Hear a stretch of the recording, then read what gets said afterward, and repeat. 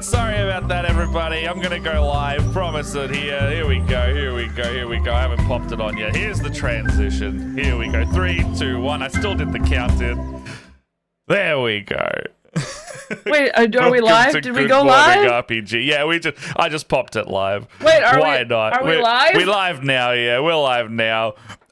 So when I started talking, I was still in the starting soon screen, like a little preview voice hype man type thing. And then when I said 3, 2, 1, I went actually live to our screen. I was just so confused. I was like, what's going on? Are we live yet? Normally you give me a count in. It's just chaos. Yeah, I just went. Right, cool. Apparently I just went raw dog into the stream. For a week, and Matt loses all sense of, I don't know, whatever it is that Matt has. Look, not gonna lie, I had to have a little rant before we started on something completely unrelated to what we're doing here today. But I got it out of my system, and I didn't want to do it on stream. And now I feel a lot better. So, hello, welcome to Good Morning RPG. I'm Leia, this is Matt. How is everyone doing today? See, I get to be Matt today? You could be Matt today. Oh. I'm full of steak energy from last night, so I can feel my body is like, woo, good protein. Steak energy? Yeah, I don't know why. It's probably a placebo. I don't know if this is true or not, but every time I eat like a really nice, like I'll eat like a steak, like a home cooked steak. The next day, I feel fucking amazing. And I just like it's red meat energy. I don't know. Don't eat a lot of steak. I think there's something to be said. There's something to be said when you have really good steak. Yeah, I've got a cast iron skillet that I cook it on. I know how to do I know how to cook my steak. I know how to cook Jess's ribeye. No, what she got? She's got eye fillet. And we cook that real nice. We have some corn. We have some veg. We have some potato of some kind. Hello, Sir Patty. How you doing, mate? Hello. How you doing? But yeah, I got that steak energy. Don't know what that means. I'm going right in today because I've been thinking about these ladies for 2 weeks. Whoa, you're going straight in. Are you doing box art or are you doing your scheme? No, I'm doing my scheme. I don't remember what your scheme is. Oh, it's darker armor with the purple and the gold. Yeah, here we go. Here's my scheme. Sweet. I brought one out because I forgot. I kept the black armor, but we switched the red out for purple. And more gold.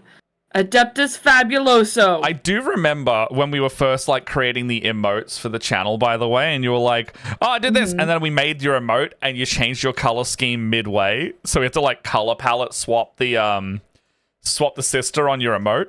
There was a little sister on my emote. Yeah, it's down here somewhere. Here it is. I just realized I'm pretty sure the animated version still has the old color, so here they are. You can't even see it. I can see the purple on your one, but I can't see the other one. Anyway.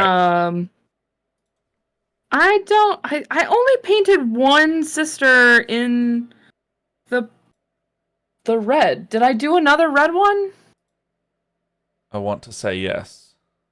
I don't have any other red ones unless I went back in. I think I might have done the Hospitaller in the red. Or no, the Magnifier.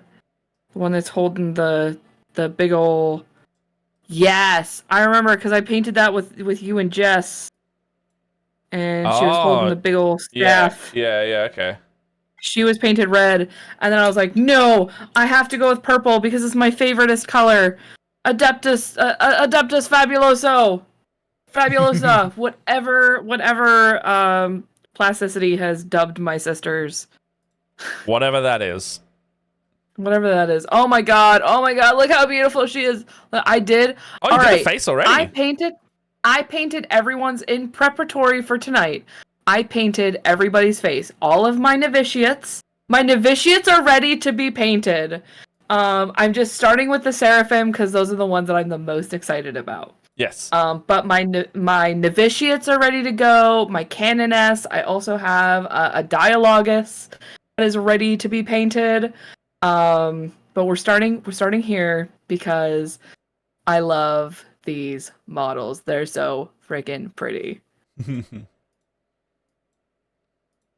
I'm ready.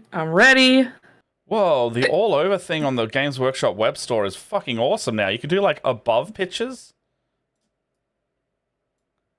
Huh? Oh, I'm just gonna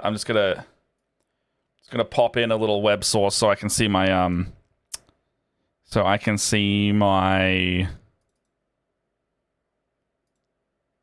oh, what am I talking about? So I can see my reference image. All right, here we are.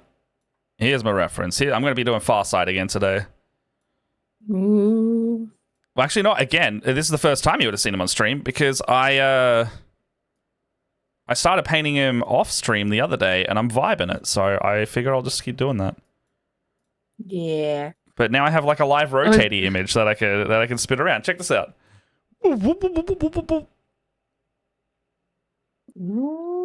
So if you want to see what he looks like around the back and the front, we can do that. And I can also see areas that I've missed. Because on the tutorial video that I have, not going to lie, they don't show the back of the model a lot. So now I'm seeing a couple areas that I should have painted black. I might go back later and do that. Yeah, he's such a nice model, and he is genuinely my favorite character in 40k. So the fact that he got such a nice dynamic model, I'm very happy with him. And all like more Kroot got announced in the last week. We got Hounds and another character model. Ooh. Ooh. I am eating good at the moment. There is no shortage of me right now in happiness for my releases in the Warhams. I kind of wish with all of last year's release of Sisters, we got some more character models. You guys got a full refresh like 3 years ago though. Like when I say full refresh, I mean like almost every model. 3 years ago? 2018, 2019, Sisters got like a whole range refresh.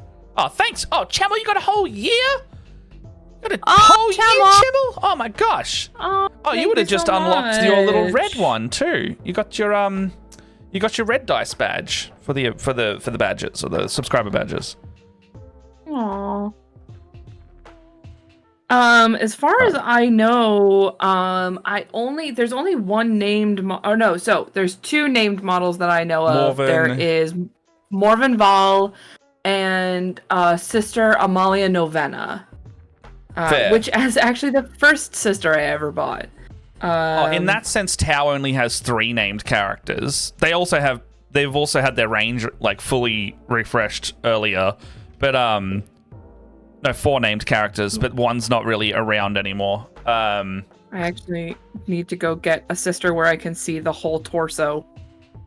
When I meant characters, I meant like your Dialogus and your Imagifier. They count as characters because they're single minis. Yeah. I was thinking like name characters who have names. Yeah, you're like heroic characters. I guess Saint Celestine. She counts as one. But she's definitely she's got 3 models. I would say her and Morven Val are kind of like I think they call them epic heroes now.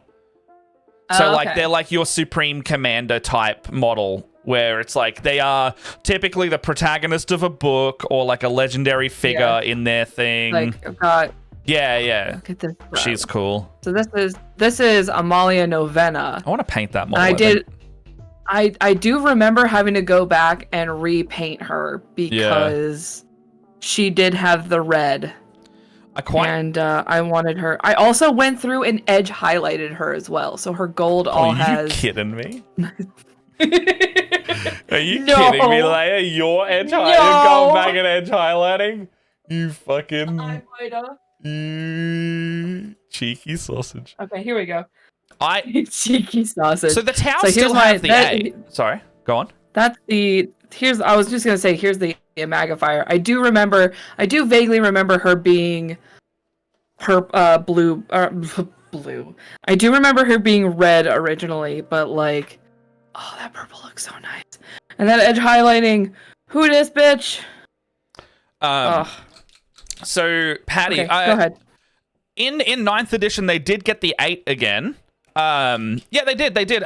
In these, I actually have the book. Oh no, I don't.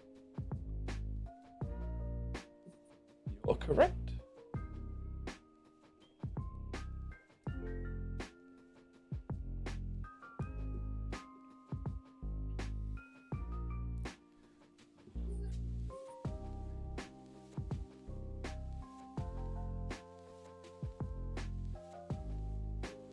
The only thing I really don't like about painting on this guy is my sub-assembly holder has gone missing, so I can't hold him properly, and I keep rubbing off old bits of paint. Oh. Really? I think I'm going to end up doing what I've heard a painter called save spots. Yeah. And that's where you... After you finish with a section of your model, you go out and you clear coat it. Yeah, no, actually, when I asked, I realized immediately what you meant. So, like, save point. Save points, yeah. I think I do want to try and put him on a handle. How can I do this? I am getting sick. Because, like, I'm having the same fear with these sisters, and I think what I'm gonna do is probably leave the backpack until last. Maybe.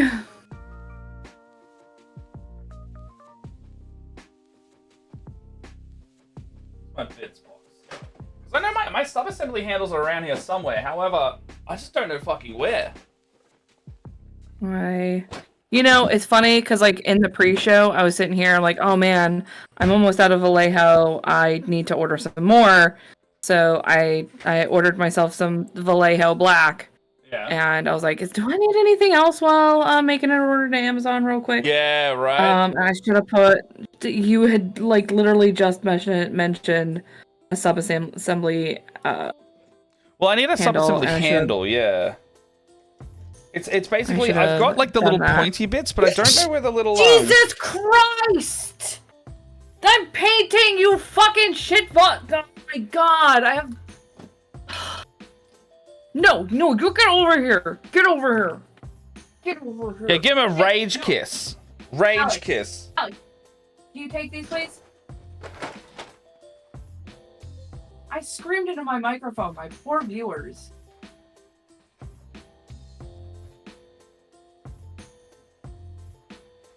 Oh my Stop gosh. being a dick. Oh my gosh. They are so pretty. I hate you right now. I hate you. I hate you. Oh my god, look Go at die in that. a hole. Is that the follower? Hello. Oh, thank you for the follow. Oh, Punkle Nix. Hey, dude, how you doing? Hey! Where is my... It's like basically a little... It's like a little circular divot that the little sub-assembly piece can sit in. And I've lost both of them. I'm sorry for screaming into the microphone, guys. Alex just literally kicked open my door. You bloody gave Patty a fright. I just thought he was gonna, like, I figured because he's been sleeping all day, he'd, like, go downstairs and go get some food. No, scare the shit out of me. Oh, I hope I didn't bend anything. Is it all good? Looks like it's fine.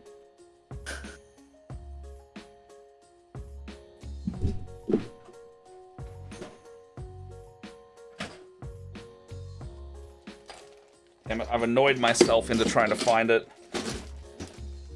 Give me a sec, I'm just gonna get up.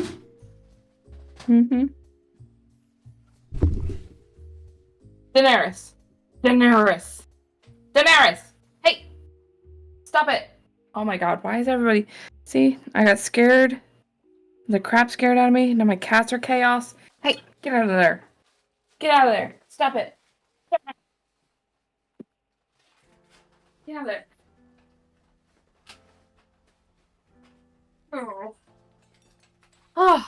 Oh goodness. Chaos. Absolute bloody chaos. It's gonna be fine. It's all fine. You know what? We're painting our sisters. You know what? What? I didn't you didn't find hear any of that. I didn't. What? What do you... Hold on, what even... What? What? What? I haven't said anything. Oh my god. You're such a drama queen. Yeah. What? Yeah. What? I don't know. Daenerys! Oh my god. What are you trying to get?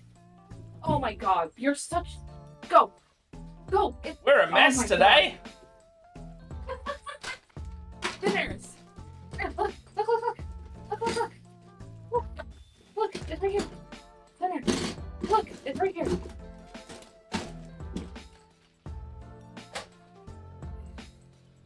We're a mess. My cat was trying to bat something that was underneath a bag. Oh, fair. So, okay, I didn't find it, but what I did find was my brush cleaner that I've been looking for, and I found this putty roller. So I'm gonna super glue this putty roller to this base so it can go in the handle, and then on top of that, I'm gonna glue this thing.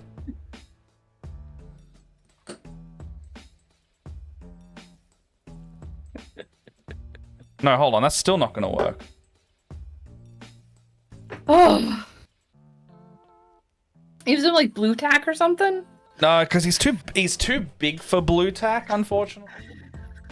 You haven't used enough blue tack then. Bloody hell. Because if I stick him like that, I can't reach in all of the nooks and crannies. Something fit. I can't.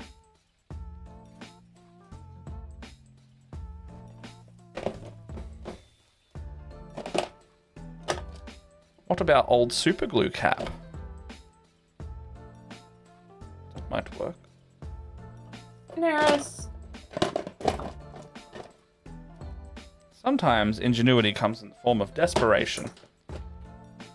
I have a cat for sale if anyone wants it. She answers the name Daenerys. She can be quite sweet, but she's also a terrible asshole. Anybody want it? It's driving me insane. I am sorry to say I am not a cat person, so it will not be me.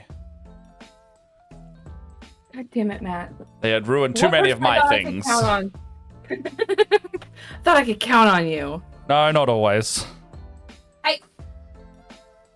I know you don't want to leave, but you're being an asshole. You trying to get at the sock? Why are you so weird? Alright, Meow. the cats are banned. Cats are ass hats by default, says Patty. I'm inclined to agree. They're not. My cats are very nice. They're just being a bit extra tonight. Because the thing is my cats feed off the energy that's in the house. When the house is chill, the cats are chill. But because Alex burst in here, Cats are like, meow, meow, meow time. now they're like, oh, chaos, let it rain. I'm like, no. No.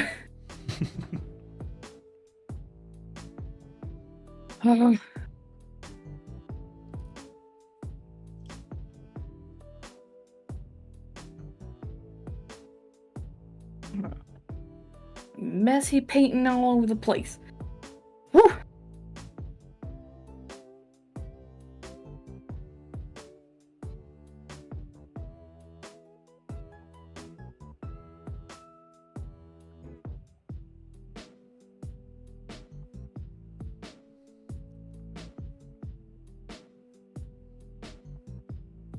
Well, when I had to make a bunch of room for more boxes in my office.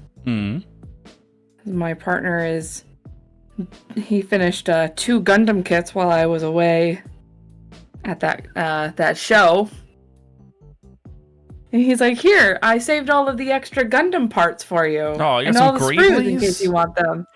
I have some Greeblies. That's a fucking Also, Greeblies? Oh my gosh, this is probably one of the best things that has come out of my partner going back to Gunpla. Look at this shit. Okay, this doesn't look like a lot, but look at how cool this is. Oh, is that a sprue holder? It's a sprue holder! Man, the Gunpla community. I was very surprised that it actually fits my Warhammer stuff. I wanted to make sure that it fit. Because he was like, oh, I printed this. First of all, he printed this. Oh, okay. I thought that was something you could buy. No, somebody made this, and we printed it here in-house. Why do you need to hold the sprue? It's just so you can organize which order you do them in? Well, it's just so they're not laying in a pile. So this is just like to hold them I just up. So, like, nervously looked over at this pile of like 10 sprues beside me. Oh, wait, what do you mean? so, like, What are you trying to say? well, look how nice that is. Look at Yeah, it's pretty nice. how nice this sprue Yeah, just. it's pretty nice, I guess. It's pretty nice. It's pretty nice. And he's got like a little toolbox he's putting everything into, and he's oh, that's too big, so I printed a different one. It's pretty nice, I guess. After suffering project fatigue today, I went against all my 3D printing principles and actually dug out and started assembling some G-dubs models. Oh, what you got? What are we working on? I still now think I if I have- got like super into 3D printing, I'd still be painting GW models. Probably. I've got this. So I've got these huge boxes Whoa. full of Gunpla bits. But like, I got some extra hands. If anybody needs a hand, I got two hands. more. I had some hands. There are heaps of that. Also, Bondi is just amazing. Let's just admit this. I was like, I don't think there's a tiny person on this sprue. But The according to only my thing I think I partner, don't it's like about the Gunpla type Bondi sprue is the plastic is different. Oh yeah, the plastic is definitely It's like different. brittle. I got some random Nice. bits. My partner was like, "Oh, I thought you could like use the sprue and like make it look like stuff." I had some more hands. Nice. Lots of hands. Lots of hands. Where did I put that? I guess Oh, when one box comes with this many sprues, yeah, that's You fair. need Yeah, to you gotta have them all in organize it. different colors as well. I was like, that's the wild thing about Bondi is like this kills me. Is like this is one whole sprue. This isn't like melted together. Oh, what the This fuck? is- Yeah, they've injection They- molded it in they- different colors. They injection mold it into different colors. It's like here's like a clear bit and like this whole blue bit and this Yeah, yellow bit wild. and the white bit. That's wild. But it's like so you don't like have to go back and like you can put your guy together and he's all pre-colored Yeah, cool. and like I've never seen the model sprue. is like Yeah, I've never seen so multicolored basically sprue. he's got like a finished his model is all finished like this. Yeah. Like, all in those colors. Because I know that you don't have to paint Like- Gunpla, right? Like, you just panel line them. Yeah, you just have to panel line them. But now I have a bunch of sprue that I gotta figure out what I'm gonna do with. That's fair. Although I've got lots of bases I gotta finish now. Hey, you got so many bases. Should And I cover those continue bases. on with my Well, I'm trying to figure out, do I want to do my novitiates in the same base that I put my regular sisters on? Or should they go on different bases because they're novitiates? And they're technically not the same. So I think I'm like between doing a custom paint job and like painting them the way they're supposed to look, which is like in the classic. Like, I think it's like navy blue and tan. Yeah, yeah.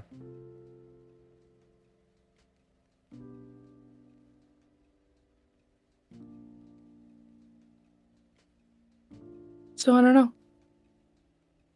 Totally not Googling multicolored injection molding right now. So actually, so the cool thing about this hobby is, so my dad worked in injection molding, so I know how all of that kind of works.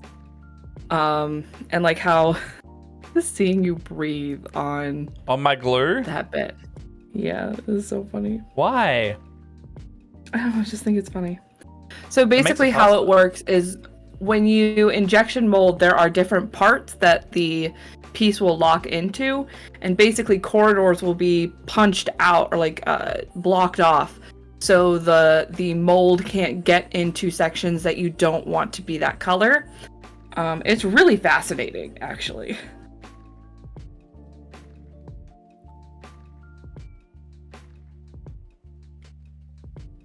I remember when I first started painting miniatures, and I was like showing my dad stuff, and he goes, "Oh yeah, this is definitely injection molding." And then I got like a whole injection molded talking to. Talking It was to. very fascinating. Oh my god. Like a talking it's not to. Fucking. He gave me like an edumacation. Gave you an edumacation. Me an edumacation on injection molding, which is fucking fascinating. It's scary. Fascinating. Shut up. I just heard it slip then. I was like, oh, you don't hear Leia say like that often. It's fascinating? No, you said Fascinating. You were like fascinating. Fascinating. Yeah, I caught It's that one. I was fascinating. like, oh shit. I'm sorry, did my New York slip out for you? It really did. Make you uncomfortable? No, as it was a strong New York. I think it's fascinating. Like, whoa. I hate to tell you, walking my here. dude. I grew up in New York for 20 years. It's kind of ingrained in my being. Yeah, I know. Just Although over the Unexpected weekend I every had now some and then, Aussie you know? slip out. Oh, what'd you say? What'd you say? I don't even remember what I said, but my one of my party members was, or one of the guys at my table was like, "Got a little Aussie there," and I was like, "Don't even get me started." What did you? Hey, I'm Peyton here. I don't remember what it was. You gotta tell us. We gotta be proud of you. It's probably I don't remember what it was. It was probably H again. Oh, H, yeah. Fair.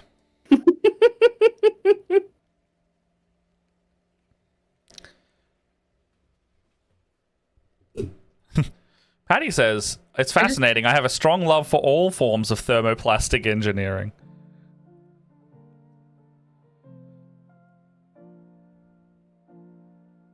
It is pretty cool.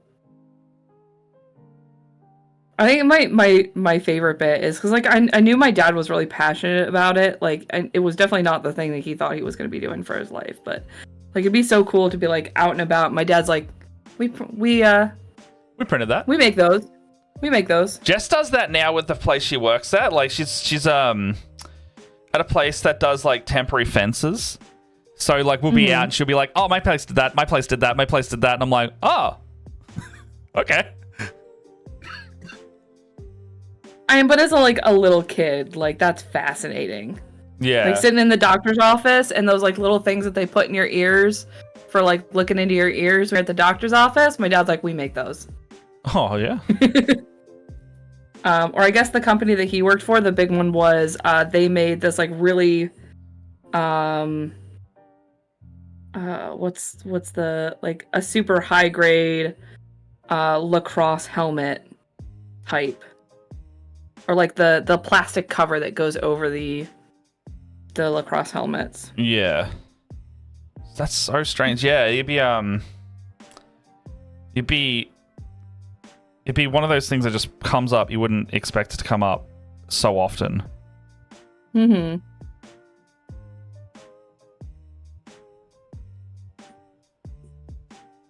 Definitely gave me an appreciation for the work that goes into injection molding. And also helped me understand why certain things are the way they are. Like why now I wash all of my miniatures after I get them out of the plastic and put them together because of the release agent that they need to use to release the plastic out of molds.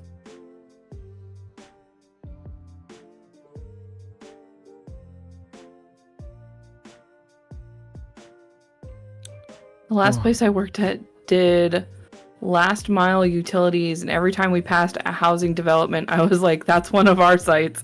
Yeah. It just does it all the time now. It's funny.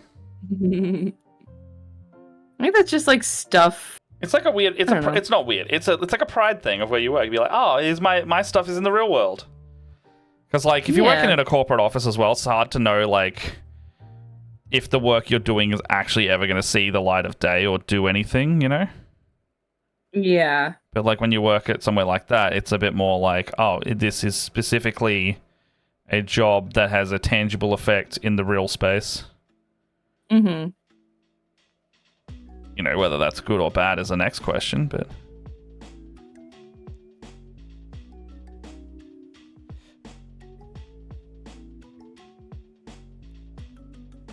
Oh, this has got to be something new to this playlist. I don't recognize this song. Do I have to paint the whole bit? No, just that bit.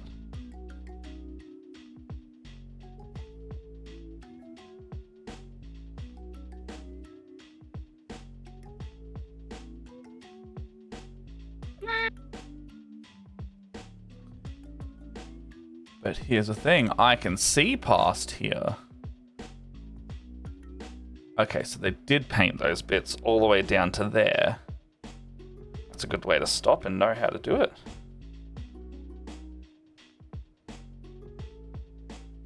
I work in the energy industry. I was mostly unaffected, but yesterday was interesting. I had heard about some power shenanigans. Yes, we lost power for 6 hours where I was. Oh my gosh. That was alright. Your reptilian babies okay? Yeah, they're okay. It was also a 38-degree day, which is why the power started going out. So even without heating, they were already well within their fine. But those guys are hardy anyway. They'll just go to sleep if it's too cold. Okay. So it was extremely hot over there? 38 degrees, above 100 easily. Okay. But it was also like humid and rainstormy as well. So the combo of the storm plus the heat knocked out power like in about half the state. And Benji's place had like trees coming down on power lines and stuff, and it was thunderstorming. And his estimate was he'd be out of power for 2 days, but it came back still within the same day. Rural Victoria is a bit different. They're out still. I'm glad that you guys are all okay. Yeah. Heard that it got kind of wild over there. Yeah, it's just it was just a really hot day with a big storm to me. Oh, 38 degrees is bang on 100. Right on. Apparently. Oh my gosh. Speaking of having to convert units from one metric system to the from metric to imperial. Yeah. I got a little sass last week from one of my Australian players. Yeah. Or not sass necessarily. They were like sneaking into some stuff, and one of my Australian players was like, "Oh, how far away am I? This many kilometers?" And I was like, "Yeah, that sounds a bit right." And she goes, "Don't ask me to convert that to freedom units." And I was like, I know how many a kilometer is, thanks. Freedom units? You don't have to convert it to freedom units, thanks. Like, thanks. Fuck, they got you good though. They did fucking get me good. Yeah, oh man. Freedom units. And they're not wrong, but I was just like, I don't appreciate your attitude right I appreciate your tone. You're right, but it's uncalled for, but you're right. Yeah, basically, it was like, I don't need your attitude right now. Oh, that's pretty good though, freedom units. That was good. I know, I thought all of my American Aussie interactions go directly to you. Yeah, it's a good crossover. I'm like, here, you want to hear what my Australian players did this time?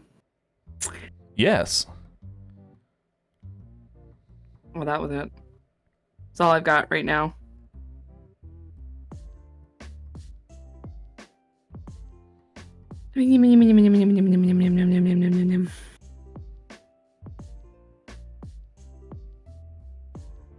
Actually, yeah, when the power was out, I just painted for like 4 hours. How did you paint while the power was out? Well, here's the thing. So you know how I've got a lot of film equipment, and this little guy that I put on the top of my camera right here is actually wireless. So I had a good couple hours with that, and Jess could paint with me because I have 2 more different lights from Aperture in the same way. They're just less powerful and last a shorter amount of time. And then we had power banks, so they all charge off USB-C. So I plugged everything into power banks, and we just sat in the dark with like painting lights. And, like, screw you, Australia. I got my own power. yeah, I was like, hey, this is such a good use of a niche use of streaming equipment became lighting equipment. Because everything else was plug-in power, and we're just like, well, all right, I'll just slap these guys in. I really regret not fully subassembling him, but here we are. Yup. Like, backpack, jetpack, arms, legs, Jesus. I feel ya. Nightmare.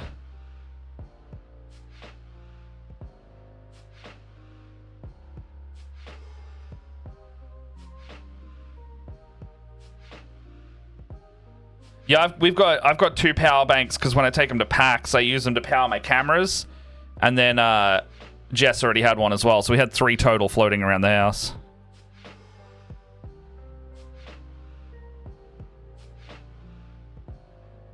I'm just gonna draw a rough line, and that can just be the end of it. Oh, I think I did pretty well. Oh, shit.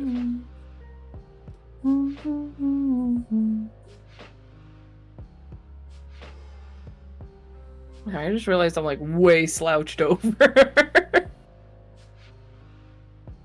Man, I forgot how much I missed painting my sisters. Oh, look at that camera. Oh, look at that beauteous woman. That was hard to tell because she's a lot of black right now, but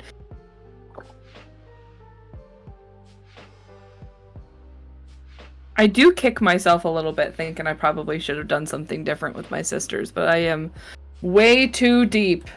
Do not change them again. I'm not changing them again. That would be a bonkers decision to make. That would be a situation. If you like torture, if you like genuine torture, yeah, paint them again. Like, at this point, I wouldn't be like, you're doing it to punish yourself. It'd be like, you actually enjoy this. The thing it'd be is, like, I would want to change... I don't think I would want to change the tabard color. I'd want to change the armor color. And I feel like that's way more of a pain in the ass than changing the tabards.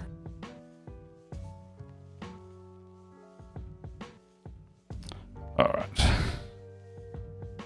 Because, like, I do remember changing Amalia Novena and my Immolator, or Magnifier. Immolator. My Magnifiers tabards from the red to purple. And that wasn't too bad, but, like, if I wanted to, like, redo the armor, it would just constitute as a whole repaint, which is a crazy thing to do. It's just a no thank you amount. It's just like, it's a lot of work, and no thanks.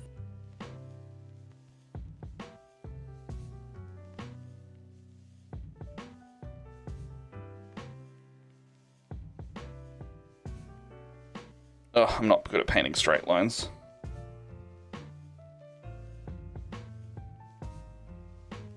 My cat is very angry that I locked her out of this room. Too bad. It's like smacking the door. Saucy Chevel. Layers too deep into her sisters to pull out now. Wait. I said what I said. Yeah, so the main transmission towers near Loy Yang crumpled in half. They had to turn the wind turbines off because the winds were too high. And the spot price went way up. And when the winds died down, they could turn the power back on, and the power dropped by... I think it upped by 1,000%, 100... No. 16, I don't know. Times 16. However many times that is. That seems like a lot. Yeah.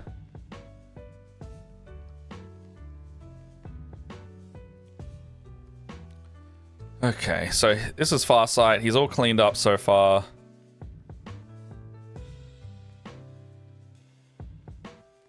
Oh, so gorgeous. That red is so nice, Matt. Yeah, it's like well, here's the thing. Mephiston red spray to start with.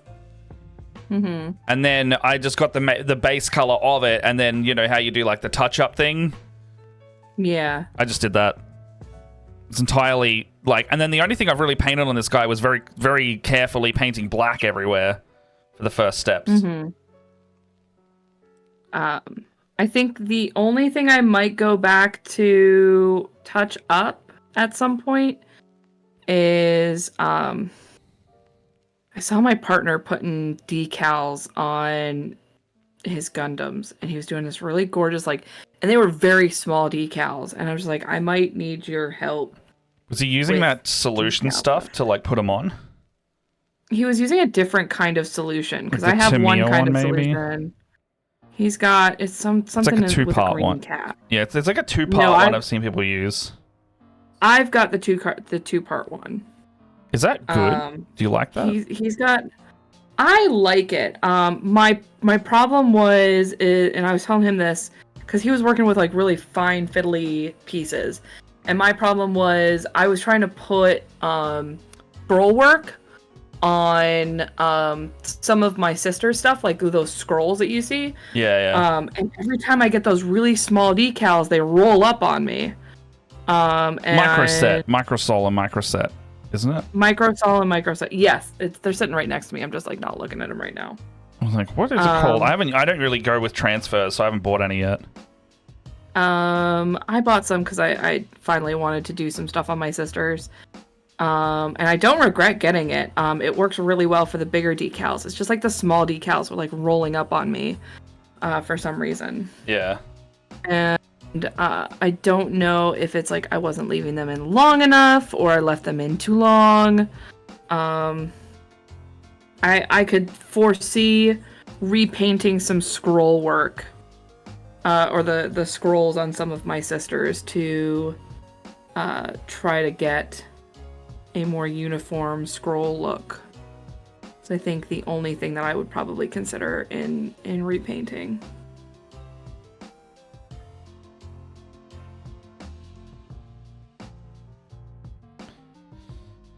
I like these little accents.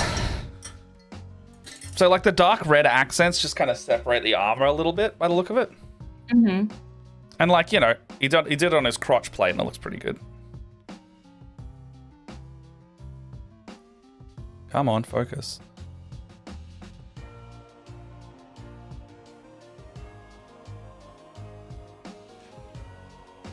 Nice. Oh, it looks so smooth looking.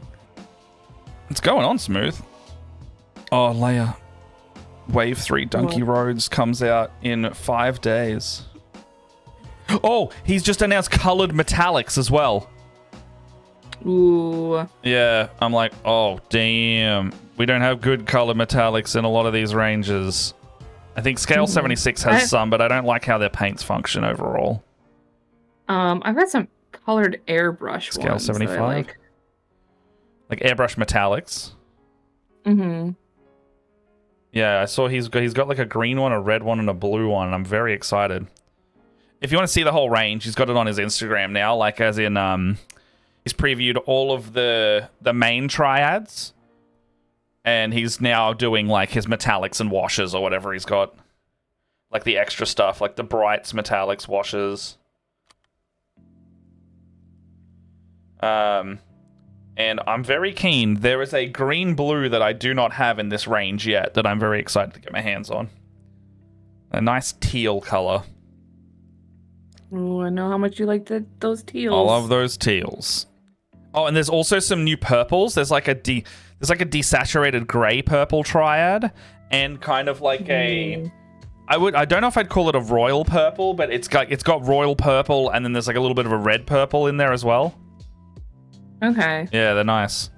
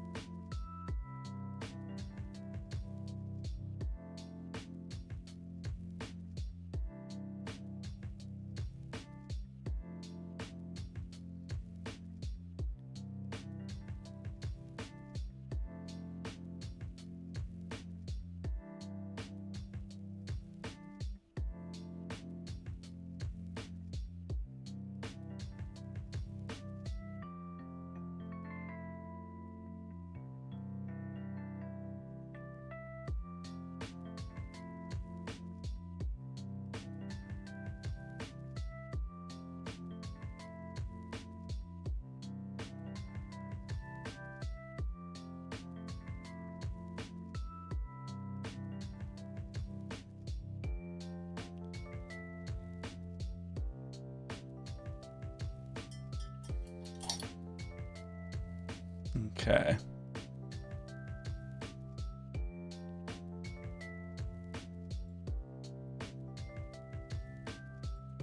Always wondered what color to paint Farsight sword. It's the Dawn Blade, so it makes me think Sunlight at Dawn. This one's like dark silver, but with like glowing blue in the middle. Like you can see it in here. But he's also got this talisman on his wrist that I haven't read the story for yet. That could also be part of it.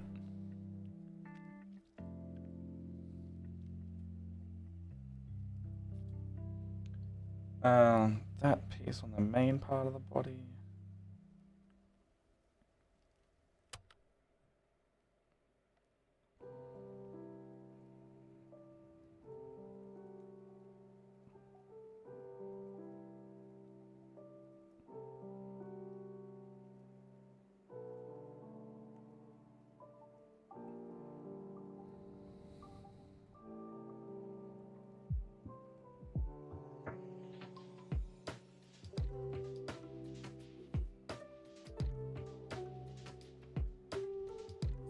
Yeah, yes, but I know, I roughly know that. It's Arthur's Moloch or whatever it's called, on the world he founded on. I'm yet to, I own the Arcs of Omen book with him in it, but I'm yet to read it because I got lazy. Not lazy, I just didn't read it. I gotta avoid saying the word lazy when I mean probably more executive dysfunction. Because I do want to read it, I just haven't. Yeah. Give yourself some of that self-love. Yeah. Oh, have I told you I got an appointment? For... Diagnosis.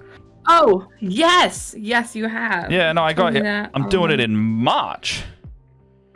And I've got a backup one for January next year. Jesus. Yeah, well, the wait time's normally about the January next year, but I actually, my doctor got approached by another group, and they were like, hey, we're taking people as early as March. And I went, yeah, put me in for March. Yes. I'll take a chance on that to get it sooner. Hell yeah. Very happy for you. Yeah, so hopefully I can start that going properly.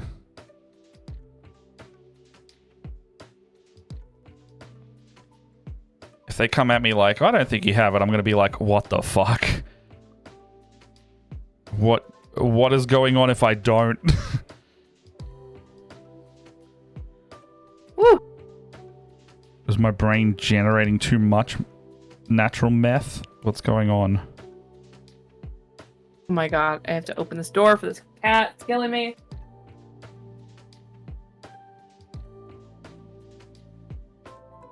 Ugh. Oh, I should drink some water. Fingers crossed. Last year got a rare adult diagnosis. Makes a world of difference. That's kind of what I'm going with. Work life, like going to work and paying like bills and stuff is not a problem. It's the everything else. Because the paying bills part is motivated by fear. So that's fine. Unless I don't if I don't like the job I'm in, also doesn't help because I like the job I'm in. But like, when I wasn't doing a job I liked, I would do anything to get out of it on a regular basis. That is a mood. Because like, actually, yeah, it's like your brain's just like, there's no serotonin here, so don't do it. And you're like, you have to do it. Be like, but I want to scream. I want to scream forever and not do it. I would rather self-sacrifice and not pay rent than do this job. It's like, you can't do that, so you better find a different job. Yep, I've had the same problems. That's neurodivergency, baby.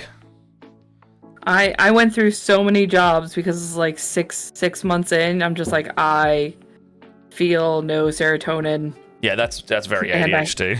I hate this. I hate it. It's the same every day. Yeah. And it's easier to do like DMing because you enjoy it, and it is pretty different every time. Oh yeah, especially funny story, like the kind of leading into that is, so at that show this weekend, I was given 5 games to prep, and I was going to play 7 slots. I only ended up running 3 of the 5 games that I was assigned, which is fine. But I played both of them, or I played all 3 twice. So I ended up playing 6 games, 3 different like storylines, all within the Dreams of Red Wizards storyline. Oh, how did you find that module, by the way? Because I will be running that soon with another group. I don't know if I have a great answer for you. Okay, well, either way, because I've only seen half of the games. It's what was it called? Is Dream of Red Wizards? I don't know if this is the same stuff that you want to run. If it's like now we've done it, and like so I genuinely I liked it. Is it the Umberlee one, or? Oh, I don't know actually. So I think these are on DM's Guild. I'm running the DM's Guild one. It goes from like 10 to 20 roughly. That makes sense. We might have to might have to tell me the names of the ones that you're doing. I know the last one's called The Death of Saztam. That might be it, but I'm not sure because that's the tier 4 one. I know that much. Spoilers. Okay, that might be okay. So I generally liked it.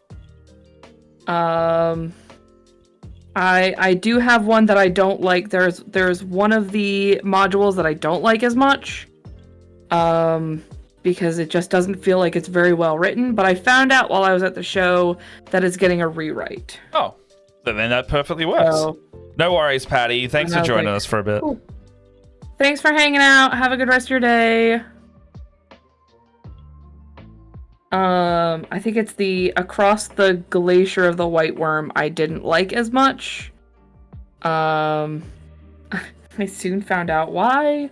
That I won't say. I don't want to say anything bad about DMs or writers on here, so we'll just put it out to it's getting a rewrite. You can say you don't like something as long as it's not, like a constructive criticism sense, or you can, sometimes adventures aren't for people. Like, personally, I'm not a fan that much of the Wild Beyond the Witchlight because I felt it was a little hand-holdy, and that's not the style of game I want to run. It's actually very funny because I'm playing in a Wild Beyond the Witchlight game, and I have no idea what we're supposed to be doing because it feels like are we supposed to be fighting this hag? But also we're 2nd level. Yeah, so it's what's going on? Well, that's why I find it hand-holdy. I think it's like because it encourages you to do none of the. It encourages you to not fight anything because it was bragging about that when it first got released. But having an enemy that's too strong for you is not an indicator that you shouldn't fight them. In fact, strong players will fight them. But weaker players could take it on and die.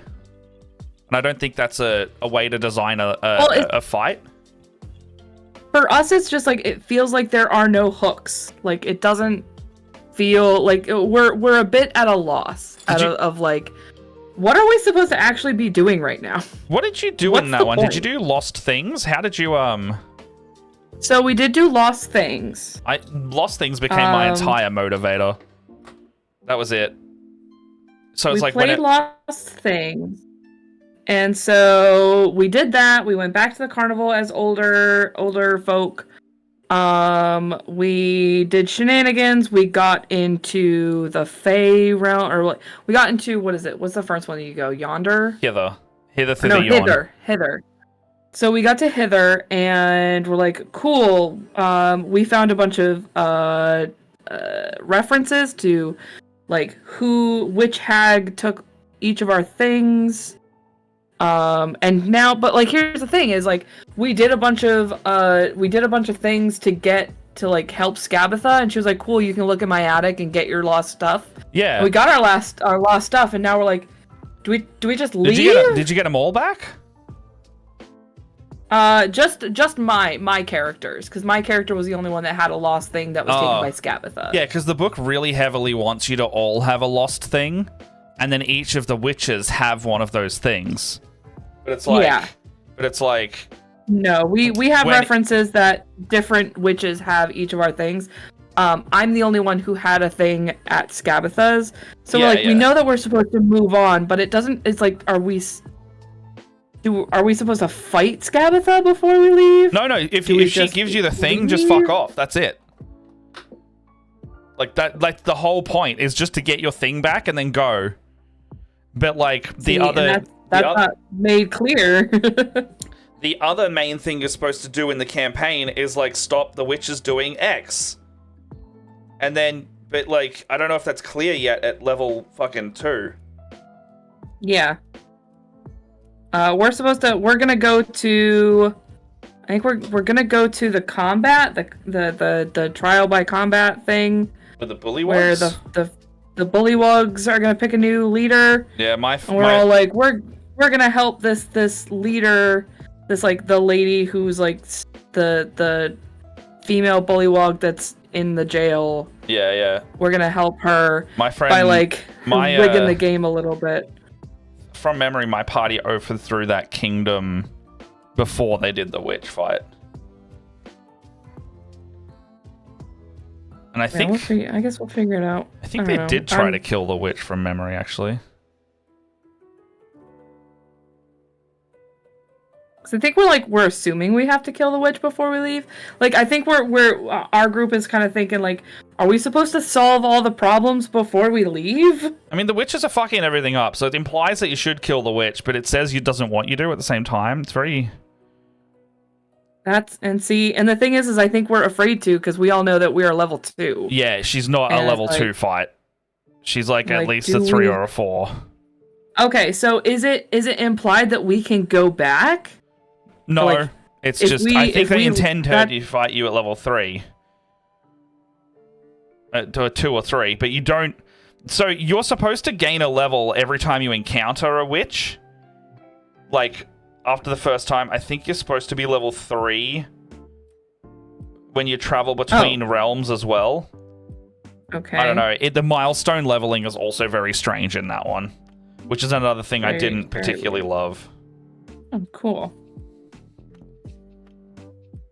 I don't know. I guess don't tell me too much, because I guess I'm trying to play this game. Yeah, sorry.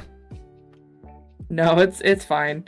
I'm just kind of confused, and honestly, I feel terrible, but I've kind of like tuned out a little bit. Well, it encourages the player that got their thing back to do that. To tune out? Yep. Because what do you do when you got your thing back? Your story's over. Well, I guess, but I still want to help my friends. I know, but like if you like your thing. character's stakes are done, is what I mean. Yeah.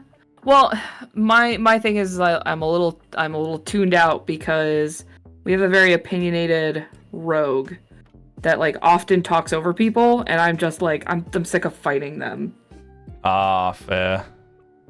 Like, there's been a couple of times where it's like I've told another player this, and I'm like, there will be times where like I want to ask a question, and I've like had to fight so long to try and get the attention of the DM, because the rogue is the talky person, because no one else made a talky person. Yeah. Because she spends so much time, like, basically her character is like spent a bunch of time after we left Lost Things with the carnival. And she's got some, like, MLM bullshit going on. MLM? And so, like... Yeah, dude. She's got, like, some Multi-level MLM... Yeah, basically. She's got, like, some MLM that she's trying to, like, kick off to everybody. And, like, every time we have a conversation with somebody, she's like, oh, I have a skin cream for that. Or I'm like, I have a fucking story question. And by the time it gets around to me, by the end of her MLM rant, I'm like, I forgot what the question was. Yeah, fuck. And it's just gotten to the point where, like, cool, I'm just gonna be quiet and take notes.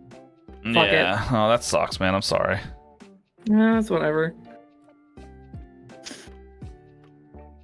I am kind of thinking this game is gonna fall apart just because like the DM is works in a restaurant and Oh, can you see it's it a on? very chaotic schedule, Yeah, and I don't. the real final Like, boss. she's an amazing DM. I love her to death. Her schedule is a bitch. But yeah, the real enemy of Dungeons and Dragons games, fucking schedules. That's the challenge rating question mark right there.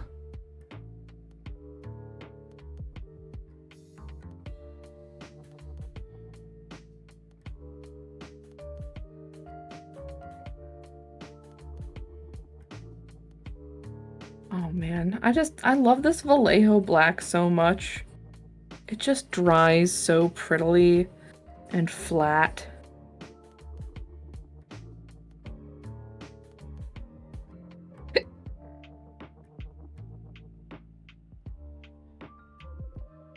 All right.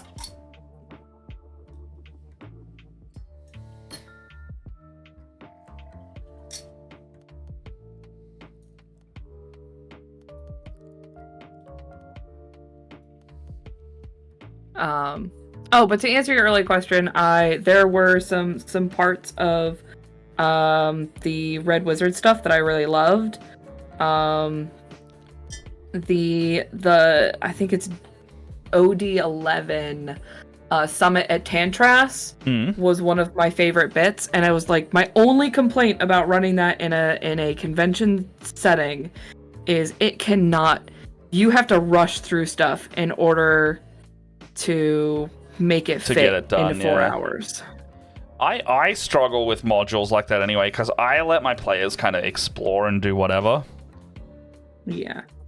Well, I also had to do some convincing I guess spoiler alerts for Red Wizard stuff if you plan on playing the Well, I'll be running it, so I don't mind. Well, I was talking for anybody who's listening. If anybody who's planning on playing in a Red Wizards campaign, or this particular module at least, it was explained to me that at one time, Zastam and the Red Wizard Darlon Maw, the Zulkir of Enchantment, switched bodies. Oh. And then they got switched back somehow, and then they started fighting again at Zorvan Toth. And after Zorvan Toth, like this big battle at Zorvan Toth, everybody's like, oh my gosh, did Zastam actually die this time? And everybody's like, who knows? We have no idea. Come see Darlon Maw. He wants to speak to you guys. And like Darlon Maw like tells you, I don't think that Zastam has been destroyed, but he's definitely separated from his phylactery. But we need to like figure out some shenanigans because, you know, there is a power vacuum and a like splinter cell of the Zentarum, calling themselves the Black Network, is like trying to seize control with the help of the Zulkir of Illusion. Go figure out who the Zulkir of Illusion is. Okay.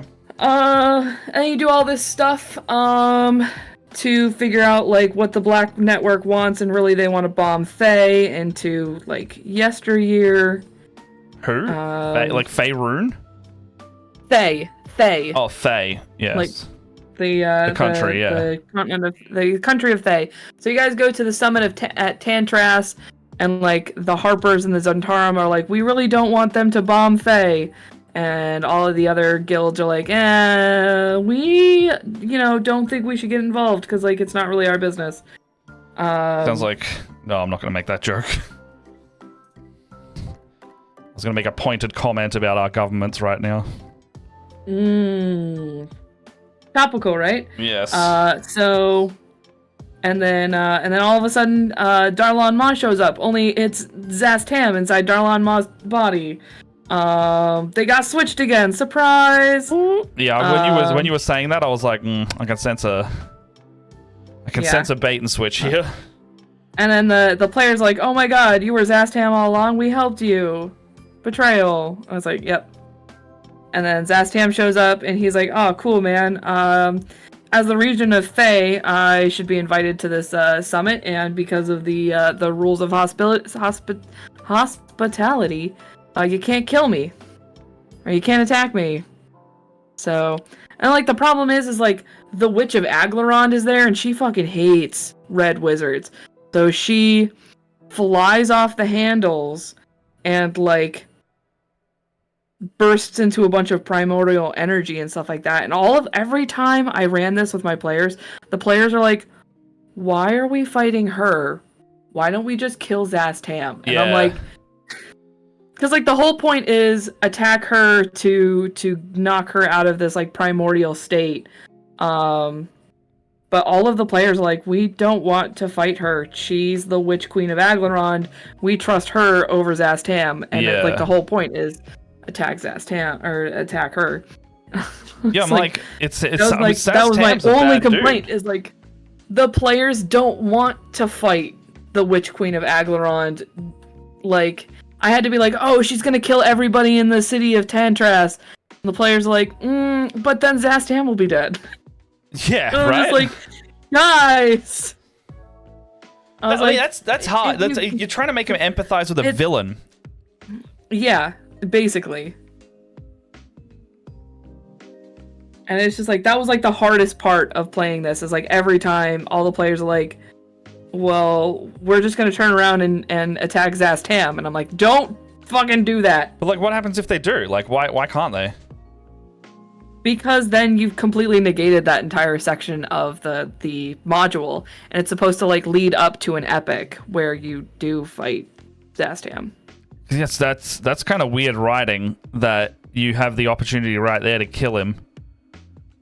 Well, you have to understand that these are like written as like chapters for you to continue to play. It's like, you know, keep showing up and you'll find out what happens next kind of deal. No, I get that, but like if D&D is supposed to be play the way you want, then they're kind of just railroading you into cinematics more than the point being that like if you attack Zastam, like you could attack Zastam and kill him or whatever, but you've then negated you can't play the further like. Well, I shouldn't say you can't, but because you could just have you could just have his phylactery or something, you know, like you've negated the end. Well, he's supposed to be disconnected from his phylactery. Surprise! There's another one. But then I know what you mean though. Then the module is over though. So it's like if I've got 4 hours to play to run players through a game. If they attack Zastam, well then that's over. It's over. I've got nothing else for you. Yes. No. I don't know. I feel like I would just like fill it out, but I do understand like the need to like keep the flow of it. Like you got to keep doing more and more of them. But I feel like I that would work. I feel like, you know, if you wanted to attack Zastam, you could in like a regular setting, but like because this is AL and it's supposed to be like there is an overarching story that's going on. Yeah, no, I getcha. I think that's why it's like it's a little funky. Does the book have like in case your players want to do this? Because that should have been thought of. It's not even a book. That should have like in the module. What I mean. Nope. See, I feel they have like no in case of. Yeah, you like in that situation where it's like you're defending a villain. In my opinion, there needs to be like an in case of break glass. So there is that contingency that Zastam reminds you that as the region of Thay, and because the summit at Tantras is involving Thay, he's there as a representative. So therefore, the laws of hospitality apply to him. I guess, but if he's also doing war, I guess it's like, do the war crimes that he's committing give him hospitality, even though he's committing such evil? You know. But like that's not what the summit is about. The summit is about the Black Network this like It's fair. It's not you know, about his the- deeds. Yeah. the bombing of but not even like the bombing. It's like this massive crystal thingy that they're gonna basically implode inside of Thay. Whereas technically the Witch Queen of Aglarond is not invited to the summit, which means she's not covered by You're not even the law of hospitality. You don't even go here. So it is a little bit of like a technicality. Whereas like a couple of times I had to remind my players, like, look guys, he is protected by the law of hospitality. Like you can't, you could attack him, but you're not supposed to. You're committing wizard crimes if you do. Yeah. And like I completely understand like their whole sentiment of why are we helping Zastam? We hate Zastam.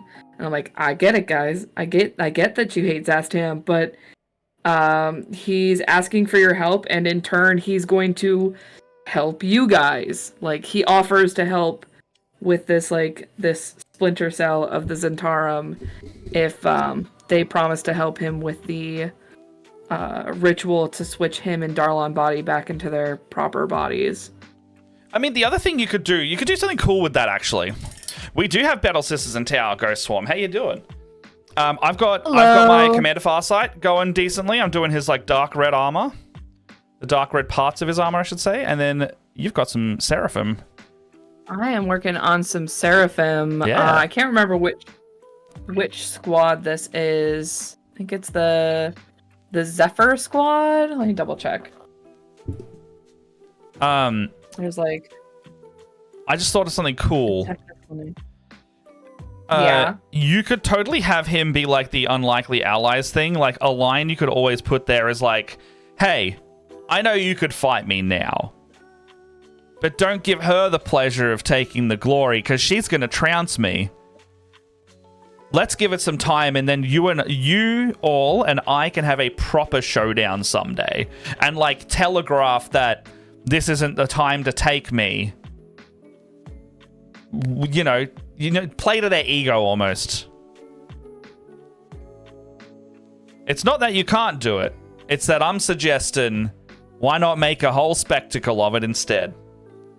Well, that's the point, though, is like there's another lead-up story, which I'm assuming is you guys fighting Zastam. Oh no, I know that, but I mean, like you know, if you need an in-game reason, be like, guys, I know you hate me, I get it, but wouldn't it be cool to have this without the interference of other people so you can really test your might?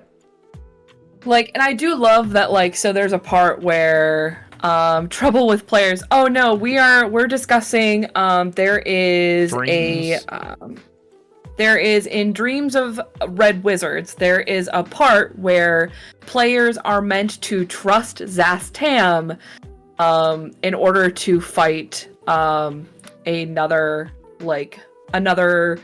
person that they have that players throughout this like story have come to like, and like the moral quandary of players saying, well, I don't want to fight this witch queen, so far she's been really nice to me, I want to blow up Zastam, and it's like, but you shouldn't. And like keeping players kind of on that narrow road of like, they're not supposed to fight. Like the encounter is not for them to fight Zastam. It's to fight the other lady. And it's a for context as well, Zastam, for anyone who doesn't know yet, because I don't know if we actually explained that.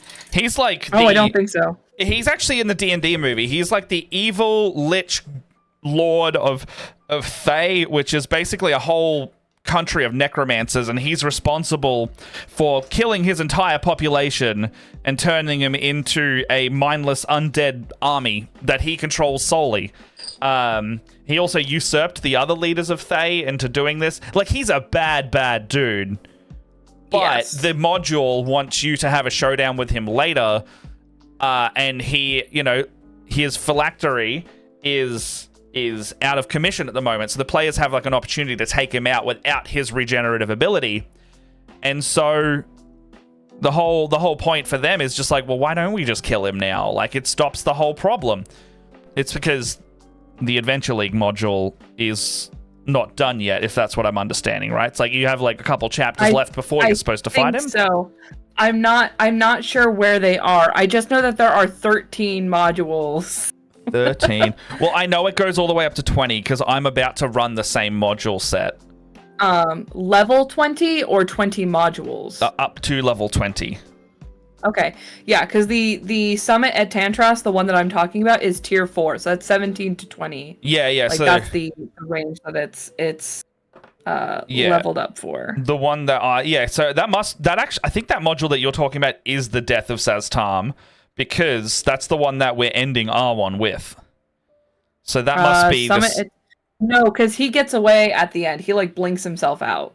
Well, I'm wondering if like it's like there's a couple tier 4s in there, because 70-20 is not. Yes. That's not a small amount of leveling.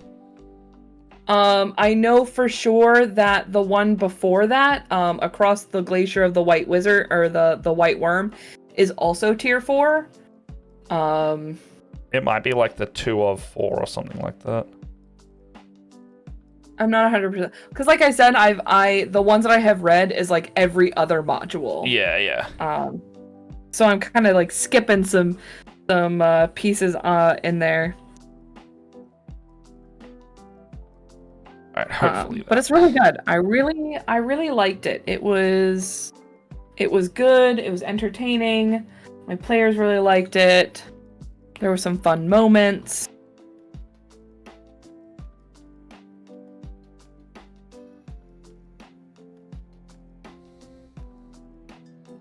Anyway, how you doing, Ghost? Yeah.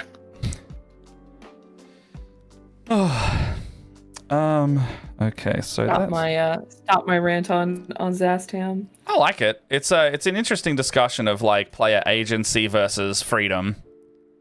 But also in a setting where there is an expectation that you will finish it in 4 hours.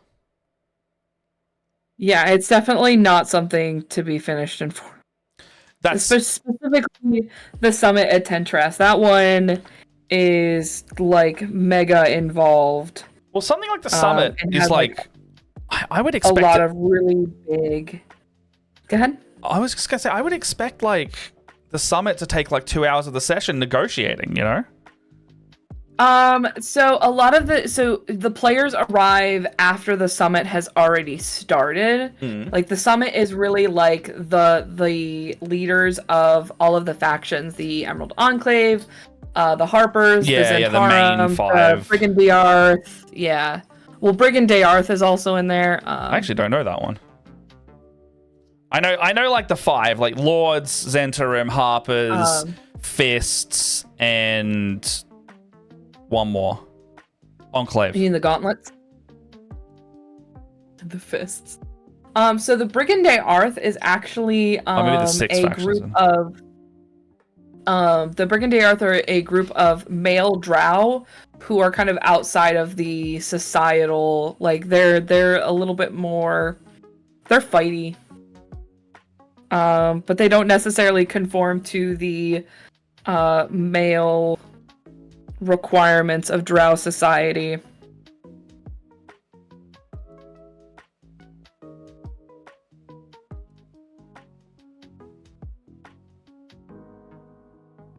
We actually met them in a game that I played in. Pretty cool.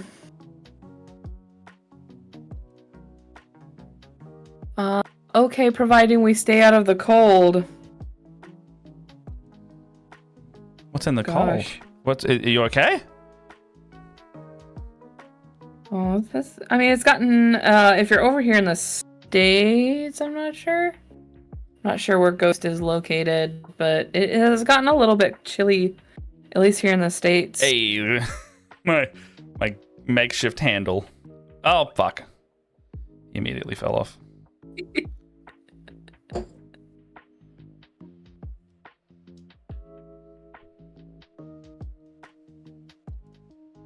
It's not even the handle part that's doing it. It's the part that actually would be the regular bit anyway.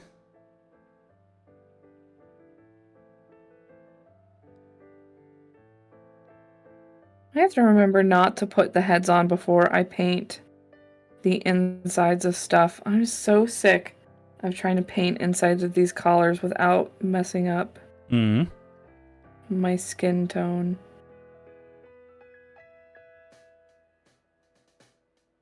Which I think I just did.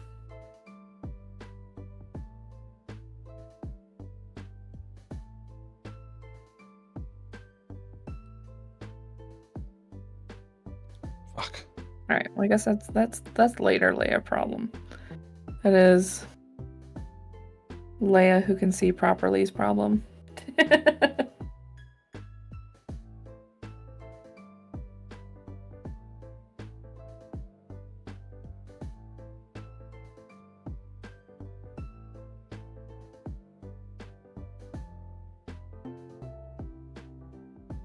The cold burns like being back on chemo, so grabbing cold things and being in the cold hurts like a truck.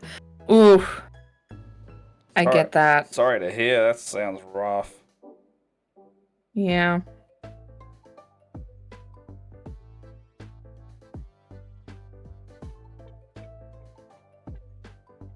I'd be careful about that because my hands are starting to go. So whenever like it gets really cold, my You get the joint thing? hands, yeah, my hands feel like there's like rocks in my joints. So when I like flex. That's okay. I'm just getting all of my painting out of the way now, so when I can't do it inevitably in 10 years, I won't regret it. Yeah, that's kind of what I'm like. I really hope I don't get like shaky hands or like dexterity problems because I really don't want to not be able to do it. Must be able to do all of my other hobbies that I don't get to do because painting takes up all of my time. I mean, hopefully I'll just play the game instead. I'll have so many things painted by that point, I'll just play the game endlessly. I'm just imagining like an entire army of half-painted miniatures. If it got to the point where they were only half painted, I would just pay someone to get the rest done over time.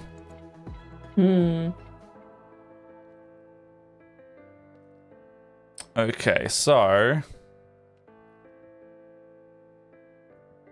I never cease to be amazed how gorgeous these skin tones are.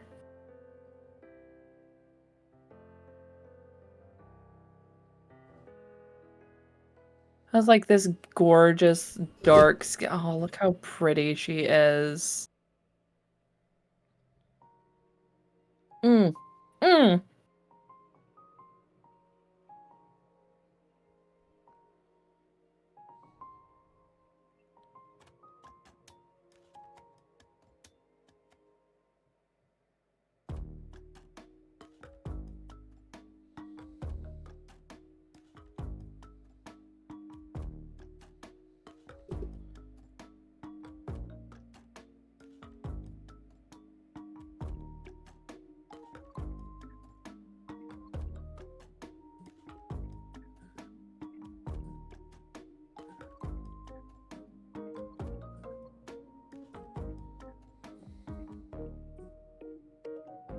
Whew. Alright, I've got him on his stand so I can actually paint the fins without being worried now. Yes.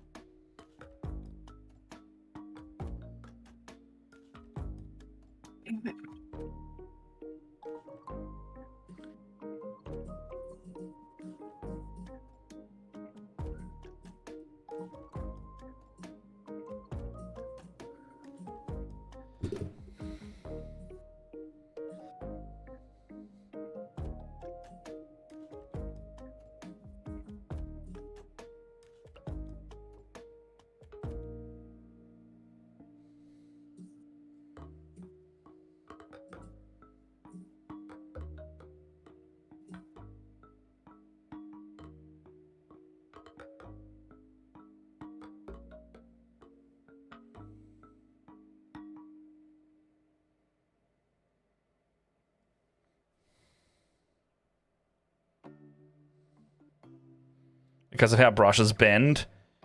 I can't get a straight line. Oof.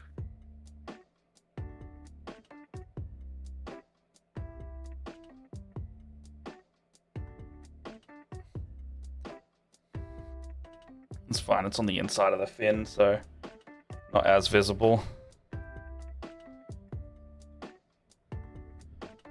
Oh. Oh.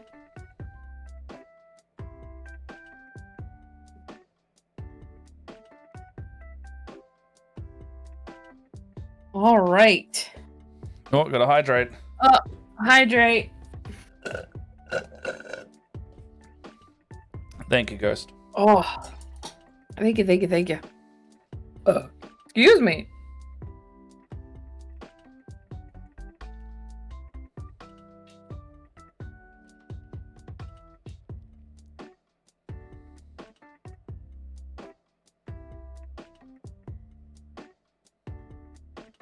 I don't know how I'm gonna paint this flag.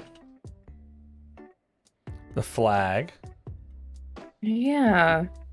This is like, it's hard to see because it's all white.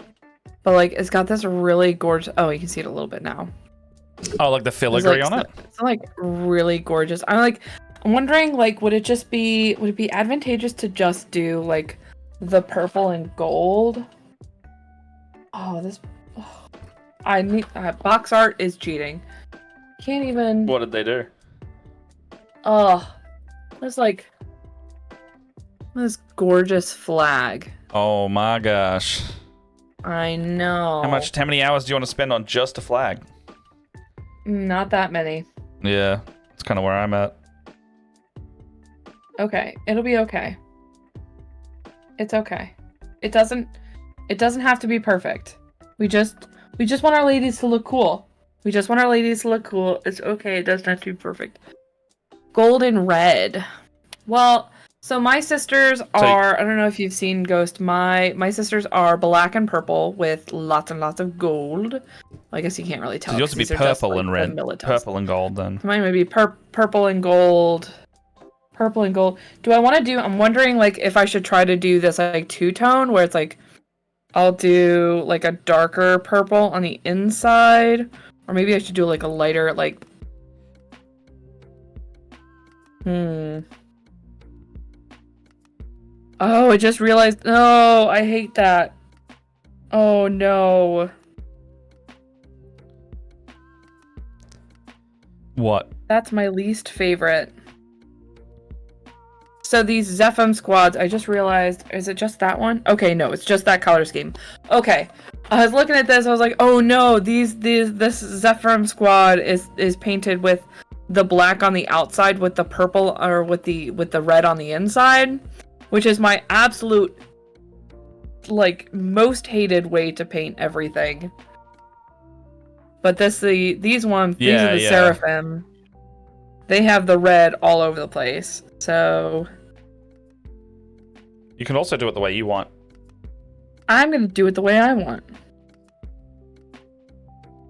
You're allowed to do that. First, I'm allowed. Thank you.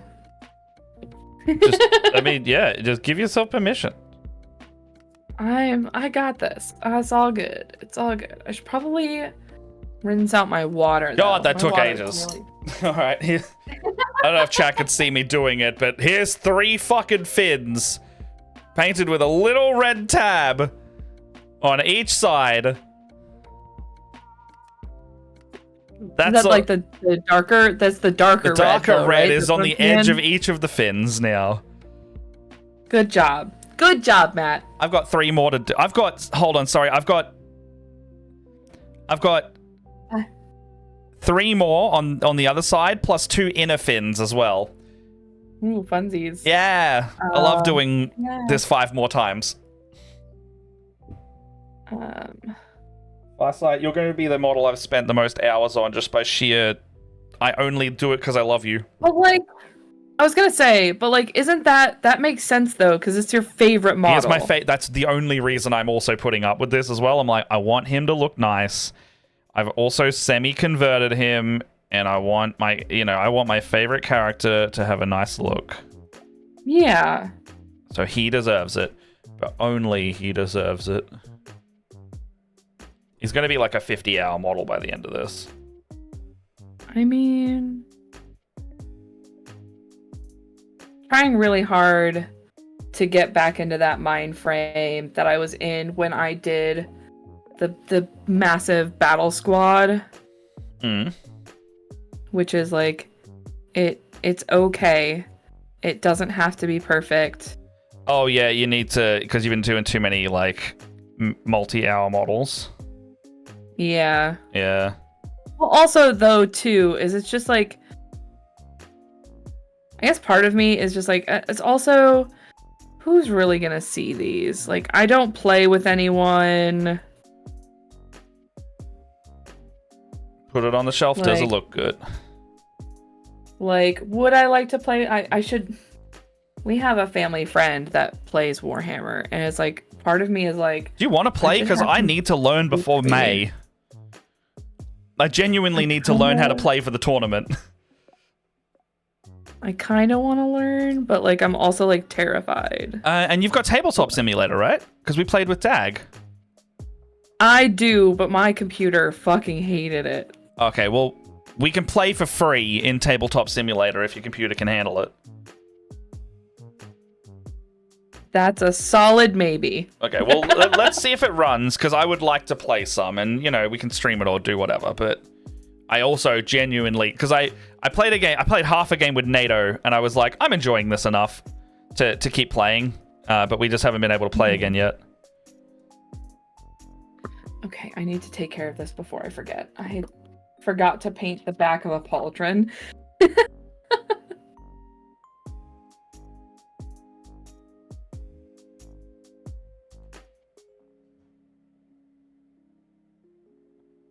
But yeah, in short, I need to keep learning how to play Tyranids, so I'll play.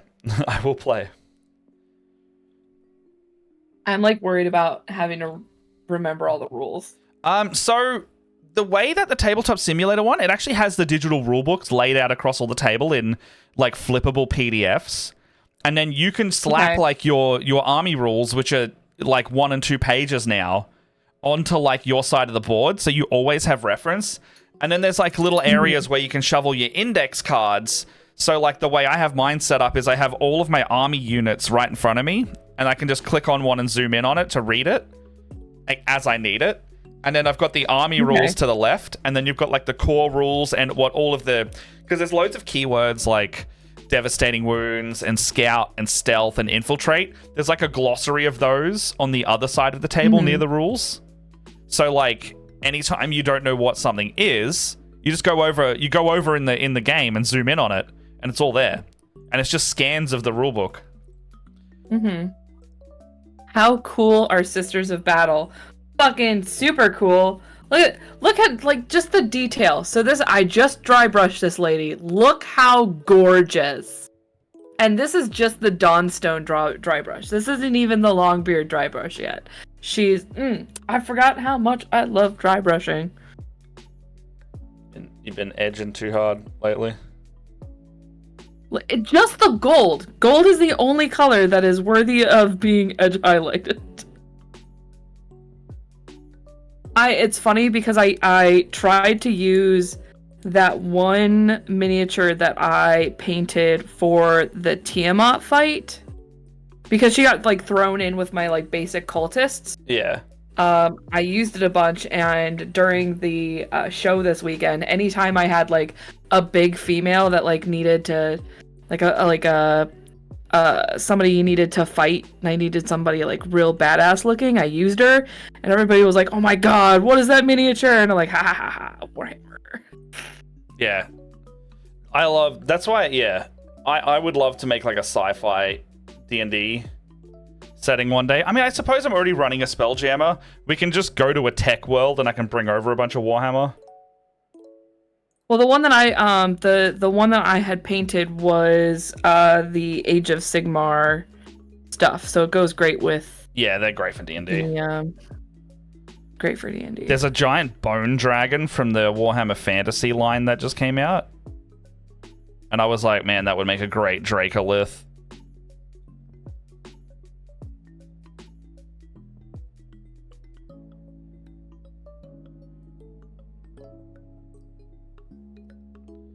All right, 3 more fins are mostly done. Oh, look how gorgeous. This camera, though. Look at her. She's so beautiful, guys. Working on a Commander Dante at the moment. Discord picture? Ooh, Discord picture? yeah. Where? Want to see. Artsy? Have you posted it yet? Oh, she's I'll send a pic in Discord. Sorry. I was like, ooh, where is it? Like straight away. Ooh. Like, Matt doesn't even wait for you to post. Just sitting there waiting for it. I'm buzzing. I've got the tab open, guys.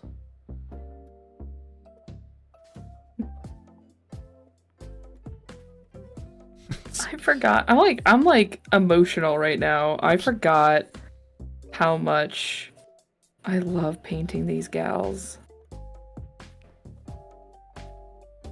I apparently really needed that break because I am so you pumped fucking on it again thankful right now. I think that's oh why. My gosh. I think that's why I've now spent like 6 hours on Farsight because it's been a while since I've painted a Tower battlesuit, and I'm sitting here going like, this isn't as hard as I remember. It's because I'm a better painter. Mm-hmm.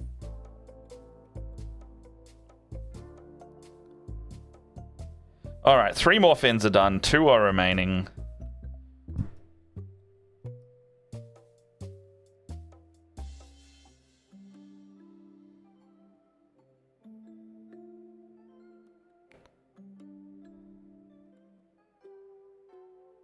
I do think I am being a little harsh because I'm getting some like pull up on some of the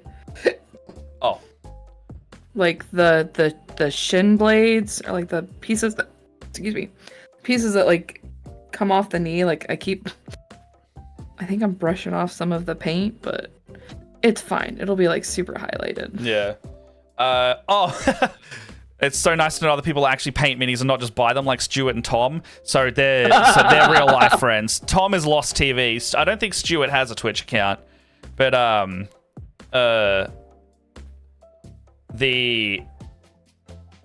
what am I trying to say?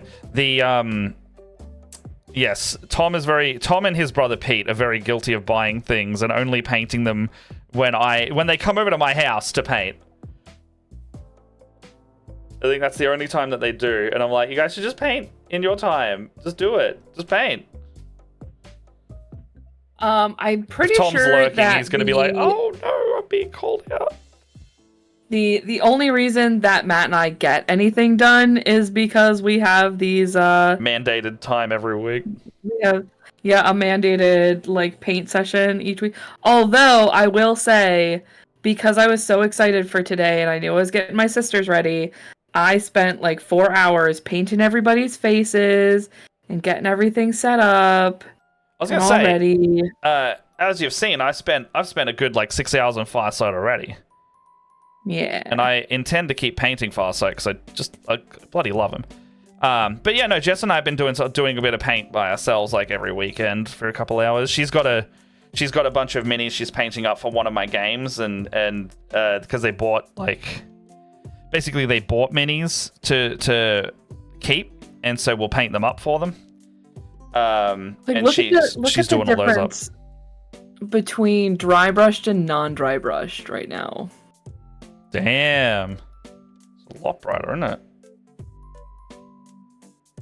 And granted, it'll get a wash, but I'm gonna hit some get a much smaller brush and do a nice crisp white highlight. Sounds bloody good, mate. All my fins, I think, are complete. Huzzah! Damn it.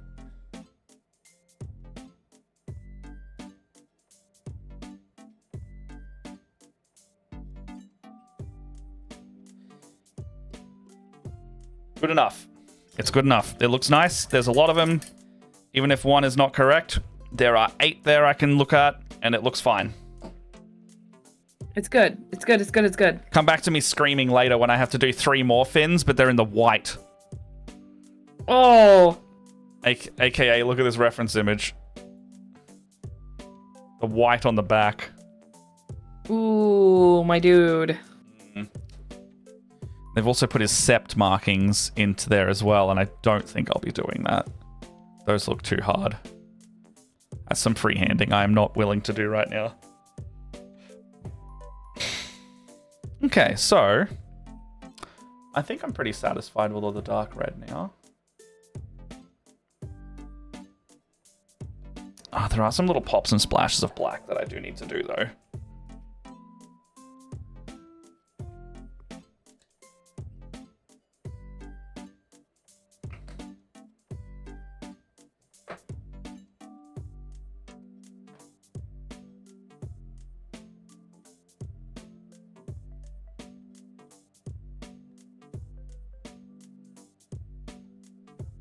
It's a great way to stay accountable and have a mate with a dedicated time. Yeah, that's absolutely the most helpful part. Because, like, not that I am accountable for what Matt does and does not paint. No, but like it's the body doubling factor as well. Like Ben Martin and I have been doing the same thing with our editing streams at the moment. Having the other presence there helps you get into it. And there are also some weeks where you and I just don't paint. We just like build something, or we just, you know, we just kind of That's true. Hang out. I will admit, I one of the reasons I want to get my sisters done, because I want to buy and build more sisters. You have that power. But I am here to help you be accountable with the don't buy more. You've got so many. And I know I'm such a hypocrite as I say that, because I'm about to buy like 30 fucking Kroot, you know? Like, I don't even know how many Kroot I'm about to buy. I'm about to buy so many Kroot. I feel a lot better starting this paint job about my possible... Because, like, here's the thing, is like, my brain is like, I need a little treat for myself, and I really want to build some sisters, but I need to finish some of the stuff. I am trying to keep myself accountable. And like, okay, we should. I reckon should paint some of the stuff I already got. You should, if you get all your stuff done, treat yourself with Saint Catherine or Celestine, like a big treaty.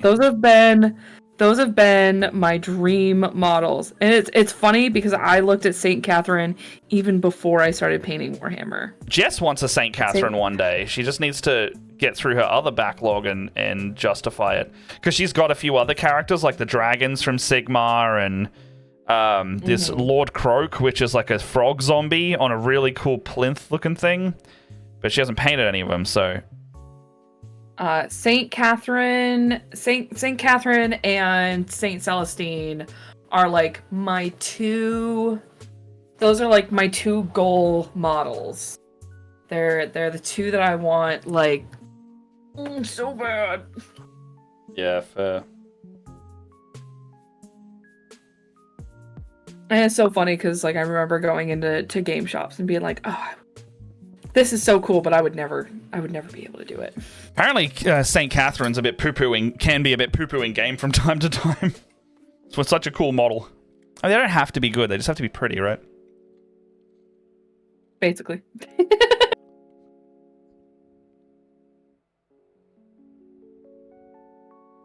There's a YouTuber I watch, and he like mains sisters, and he talks about them a lot.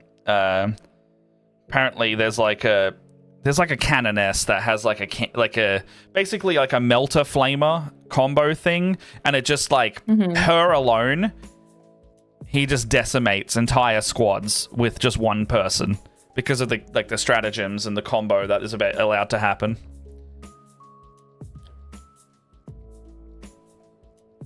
And I'm like, hell yeah. She sets them all on fire.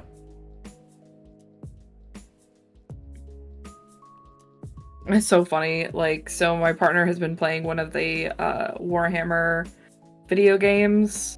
Dawn of War? He plays a sister of it's not Dawn of War. It's something you can get on PlayStation. He's been playing A Sister of Battle, and he's like, I absolutely wreck. Darktide.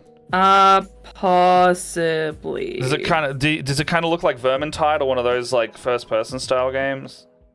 No, it's an overhead kind of like a Diablo. Oh, Rogue Trader. I have that. I need to play that. Rogue Trader. I think you would really like Rogue Trader. It's like Baldur's Gate, but Warhammer.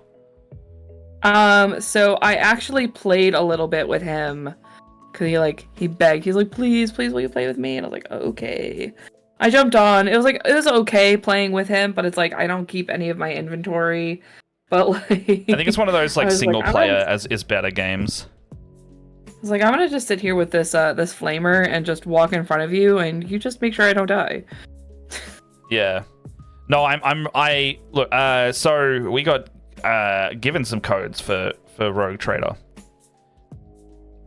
And wait, do you have Rogue Trader then?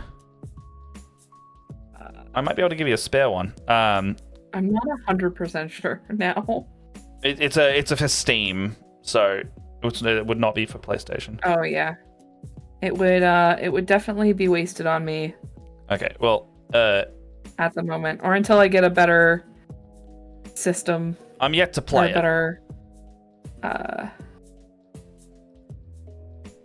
Better setup. God. Yeah, I was when I get around to it, I was considering streaming it.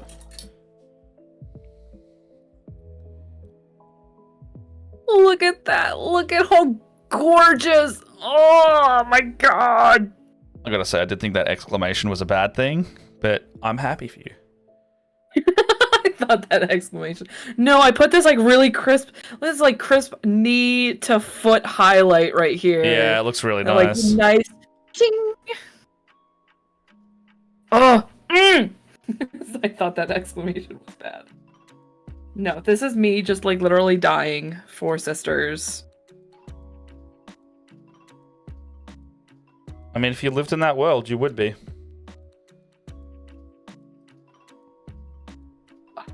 Just absolutely. You beautiful darling. Oh, what was that? Looks like. Oh, thank you for following, Darkstar. Welcome to the Oh, thank you so much. Paint on camera, I promise. And so here's another difference. So this lady right here is just done with, what is this, Dawnstone dry brush, and then this lady here has some Longbeard gray, so a bit of a lighter touch. Look how dark this still looks, and look how shiny and gorgeous. Yeah. Far out. She looks so good. Oh my god, oh my god, oh my god. I would die for these sisters. I would die for them. I would die.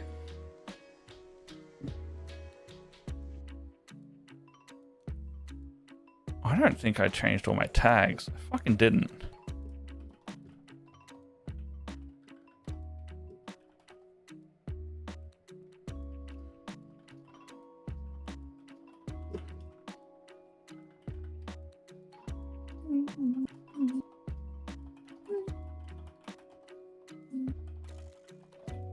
Are you changing our tags midstream? Well, we didn't have any. That's why I was wondering what's going on. 1, 2, 3, 4, 5, 6, 7, 8.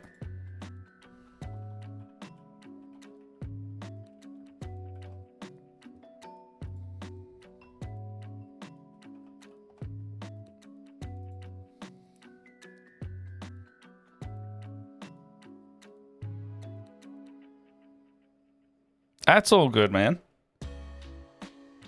We appreciate a follow at any point. Yeah. Whether you've been here for a while or you're brand new to us. Final white highlight. Do you do a glaze wash to tie them all together, or maybe basilicanum? I'm gonna hit these gals with some Nuln oil afterwards, just to tie in all the dry brushing. It also takes those super crisp highlights and brings them back a little bit.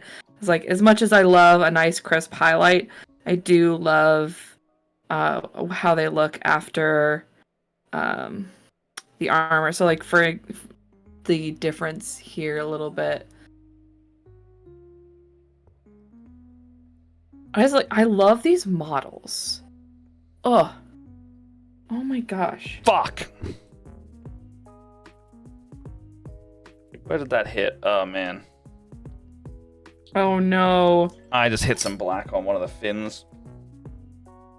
It didn't undo the work I've already done. It just means I gotta go clean it up. Ooh.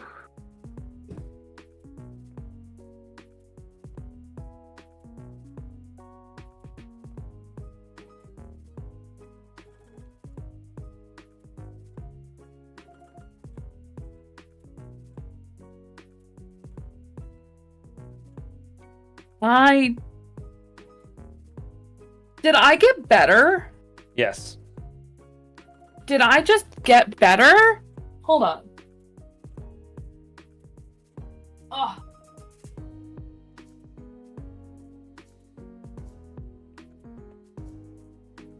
Like...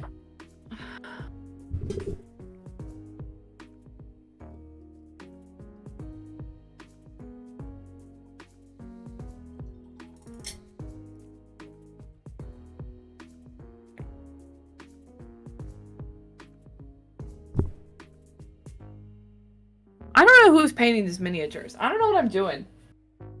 What do you mean? Are you just good now? I'm just like, I'm like, I don't... Maybe it's because it's been a second since I have painted sisters, or I feel like I'm going out of my brain, but it's just like, there's something about how good these look that I'm just like, I'm Who? I got a radical concept for you. What? I got a radical new concept. Yeah. It's called practice.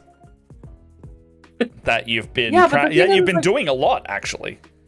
I haven't done this style in like I haven't. When's the last time I painted a Sister of Battle? Doesn't matter. The fundamentals of what you've been painting are the same. It's just the application that changes.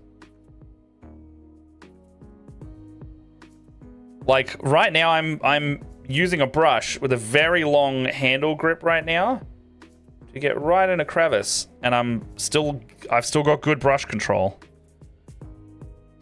And I'm actually sitting here going like, damn, that's pretty good brush control. So I've been doing it a lot with contrast paints. I don't know. Sorry? I don't know. I'm just like, I'm sitting here just like kind of in amazement, just trying to figure out what am I, I'm like super proud of these ladies, and I am kind of speechless at You know why? Because you're a good how good. Stop. You need a new painting here that's big enough for the larger characters. I know that that guy Garfy Irvington from Tales of Printers. I literally just have the Citadel ones. Honestly, I like the old style of Citadel handle. I don't like the new one. It's not very ergonomic 'cause it's too thin. I understand why they made it thinner, because you want to get in the nooks and crannies better, but I don't know. My hands don't like the new one. It's too small. And I've actually never used any of the other handles. I bought this one for like $10 and I've been using it since. And then I bought the bigger one for like $20. The big one's pretty good as well. I like that one. But when you're on a large enough base, like a 60 mil or above, you kind of just don't need a handle. You kind of do need a handle. It sucks to use like that, but like the large scale handle only goes up to about 80 mil, maybe 90 at most. So when you're doing big stuff, like something like a block of wood would actually help you out a lot there. Oh, are you talking about like these guys? Yeah, that's the big one. Yeah. So like, I don't like the new ones either. They're weird. I like the big fat handle like we've got, because it's got a good grip on it. But like the new ones are way too thin. And they also make the model top heavy, and you want the like. This is balanced. Like ergonomically, this feels balanced. But the other one, it's like it would be top heavy on the model, and then that's you're gonna drop that, and then the sub assembly is gonna smash up. I just think you need something with weight on both sides, because then you're carrying the same leverage. And I don't think they've thought of that in the new handles. Unless it's got like a magnetic base or something in the bottom of it. Oh my god. I have a slight problem now. Your models look too good. There's no such thing as that being a problem. So here's my issue. You're right. If they were too good, we'd be winning competitions left and right. Yeah, seriously.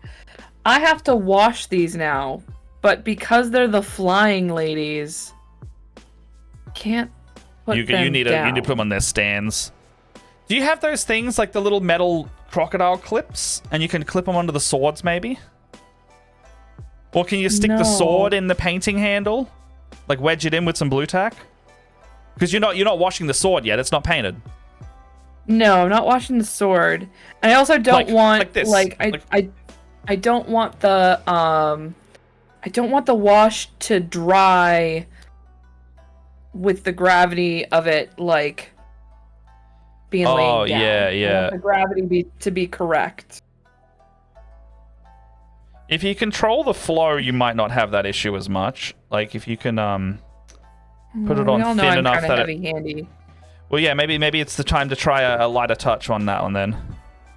I don't like your attitude. I'm giving you suggestions. I don't need you. I don't need no death threats. I didn't death threat you. I just feel like I was about to get beat up by. I'm not gonna beat you. I would have to leave America to come beat you up. Yeah. I think you're pretty safe. I don't know. Considering I don't have a passport, so you're pretty safe. Oh yeah. I need to get that adjusted. Did I tell you Jess and I are starting to plan a Japan trip? Ooh, no. I heard you guys were like talking about it. Yeah, no, I think we're gonna go in like April area next year, March, April, like cherry blossom season. Ooh. And we just we saw the exchange rates really good for money, so we just exchanged a bunch of currency yesterday. Just in case, just in case the exchange rate gets worse, then we'd lose some, so we bought a few $100s worth. Yeah, I mean that's not a bad idea. Yeah, we were like, all right, well the exchange rate's like almost 1 to 100 yen, right? So $1 to 100. Well, in Australia, $1 to 100 yen, it'll be way better for you. Yours would be like 70 cents to 100 yen or something like that. Yeah.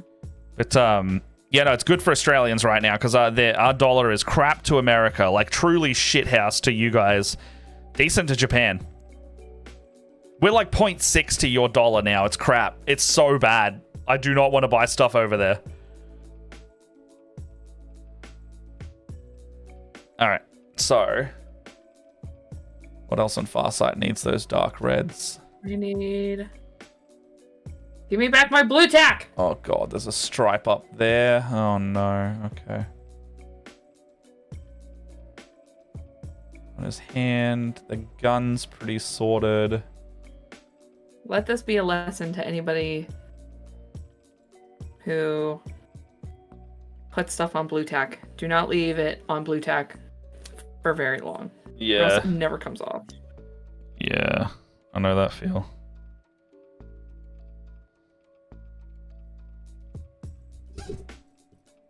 Alright, so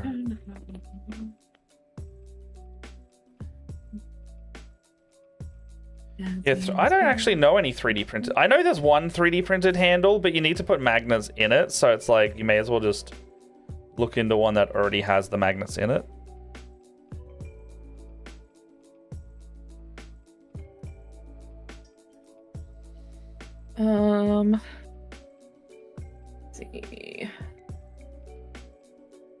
this gonna be too heavy if I try to balance her?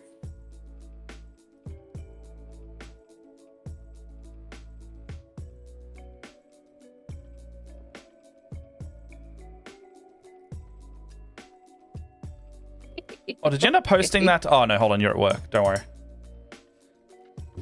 I immediately forgot and realized. Thought you were talking to me for a second. No, I meant the, Ooh, that model that we were talking about earlier, the Dante. Hmm. Oh, that does look good. Those are nice accents. I will do it. Okay. I suppose they look nice. Did you hate that? that is me and edge highlighting. Like, guess that looks really good. I just saw in the image, like, he's got, like, the inside the little fin bits. There's, like, a black infill. And I'm like, oh, you're right. It does break up the model nicely. I will do that.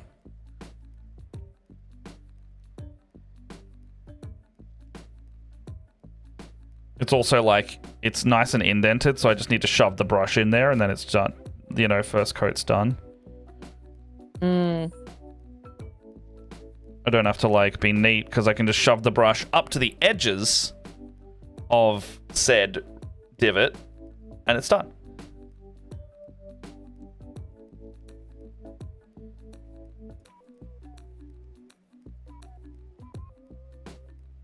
Oh, I don't have enough hands. All right, you just stay right there.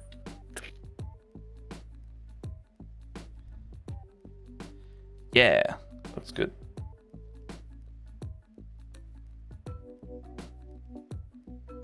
The big ones have it too. They do. God damn it. Oh no, I'm not getting those. Oh, I'm gonna put wash on those.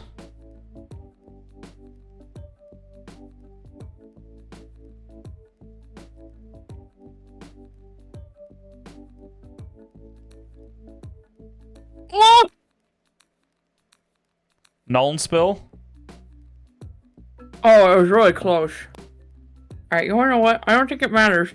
Because it's black. It's just smoothing everything out. It's fine.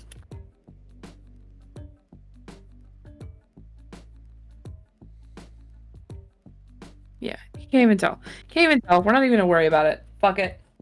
Fuck it! You doing it live? Doing it live.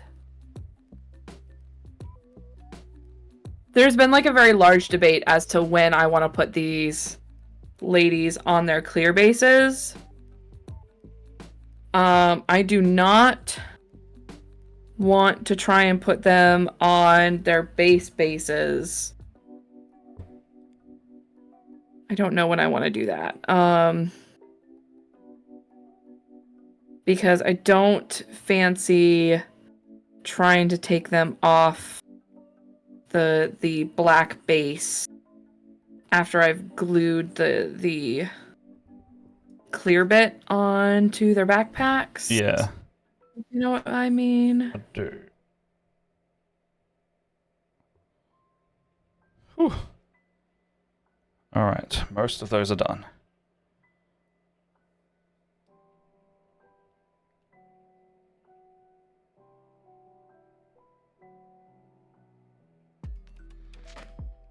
Okay.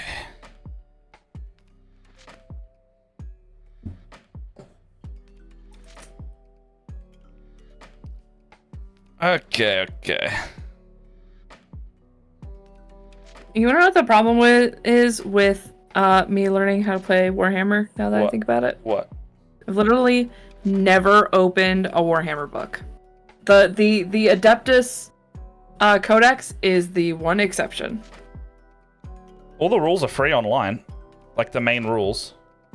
Oh, are they? Yeah, they finally caved to what is better for their business, because if the rules are free, then anyone can get into it easier. So like the core rules are free. As in like as in like how to move, how to set up your game, how to shoot, fight, the phases of the game, like D&D. Okay. And then to learn your army is when they want the purchase. Okay. I don't know if oh gosh.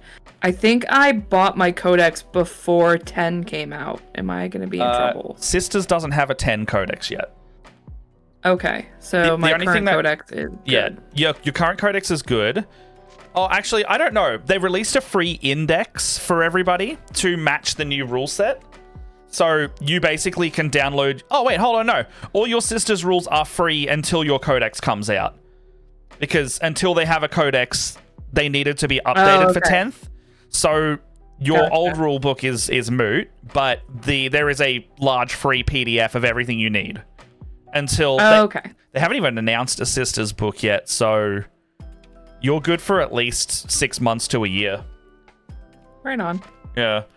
So the ones that are coming out now are Tau, Orcs, Chaos Marines, and Custodes. So basically anything that I'm interested in is about to come out with a book. Custodes, Orcs, and Tau. And Tyranids was the first one because they're like the main bad guy of this edition. Gotcha. So all my factions are basically out already.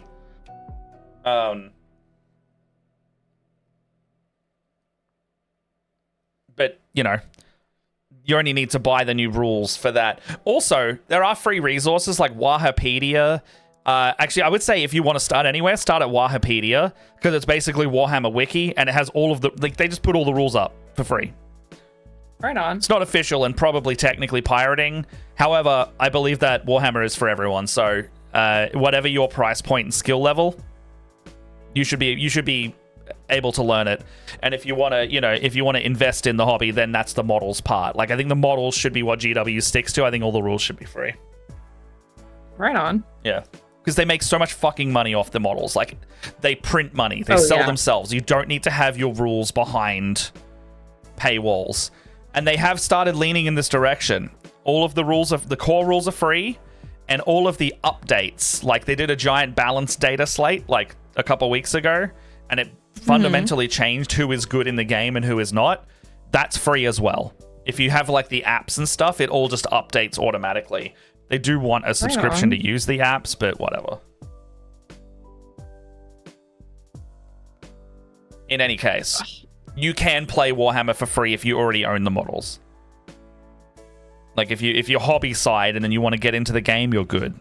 Which is kind of where I sit. I'm like, I'm going to buy the Tau Codex, and then the rules are free, so I'm like, whatever. Mostly because I like the new lore as well that the Tau comes with. Alright, so... She's so pretty. So that is all dry brushed, and she is...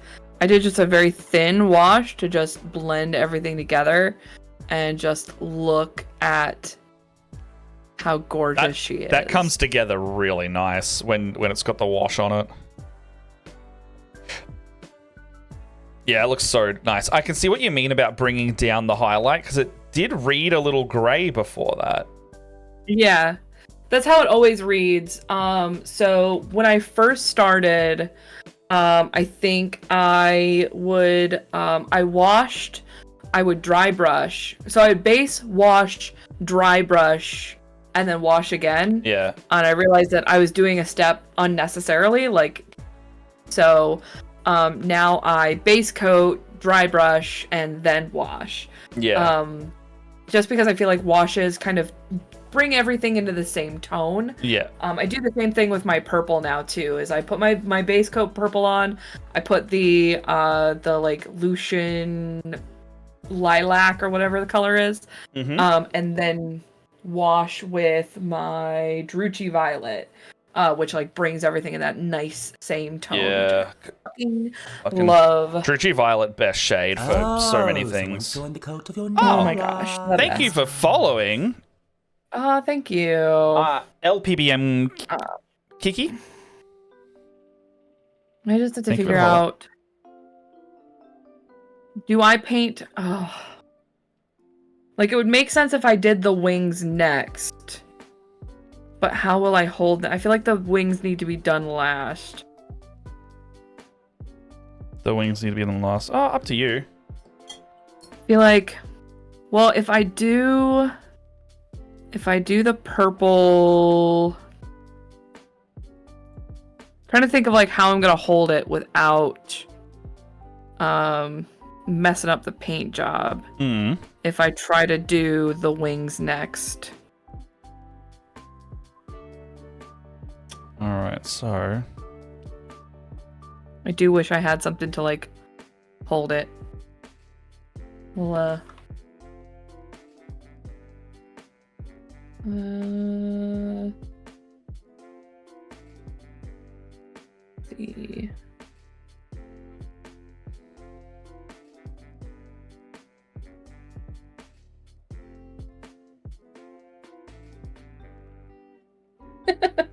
Real quick, look for a sub-assembly miniature holder. are you doing that? Oh, G-Dub has a little plastic set if you want that one. And they can hold like heads and things. It's this one, I'll grab it. This one.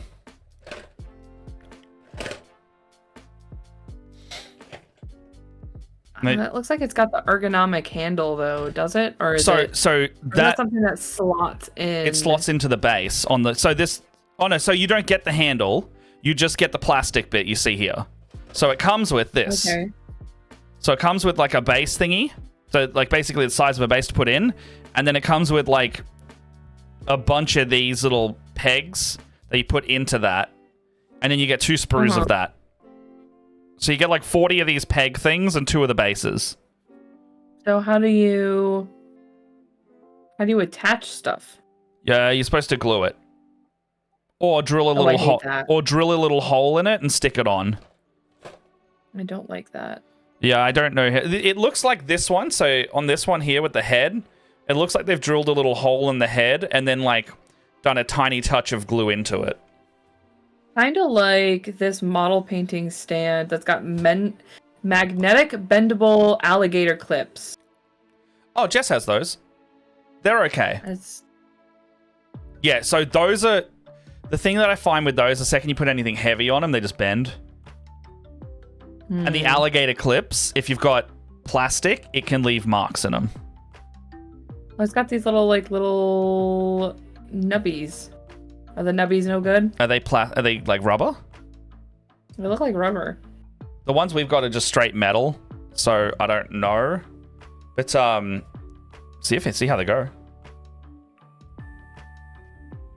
When I usually only do it on like big models with those ones, because it's like if you put it on a sword, it scratches and chomps the sword. And typically you need to put it on something small. It works when models have like a peg to do it on.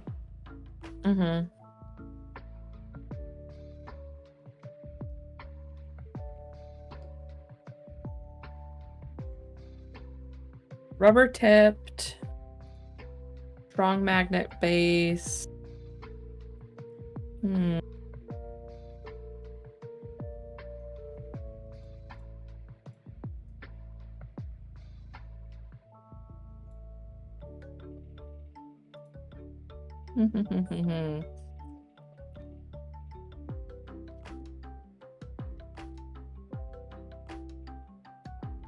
not gonna commit.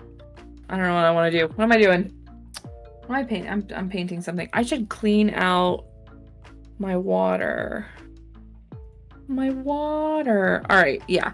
Okay, I'm going to wait to do the wings. I'm gonna do the robes. I'm gonna do robes first. And then we'll come back to do the wings after I hit a save point. After I do a spray save point. Crusher brass. Oh, that's just the color. I don't have a skull crusher brass in these. Ooh. I'm just gonna use Dragon's Gold. I'm just gonna make it a gold screw point instead.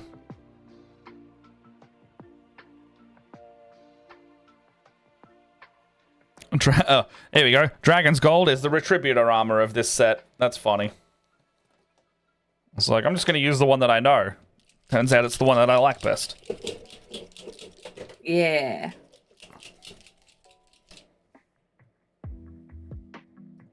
Oh, I told myself. Oh, ooh,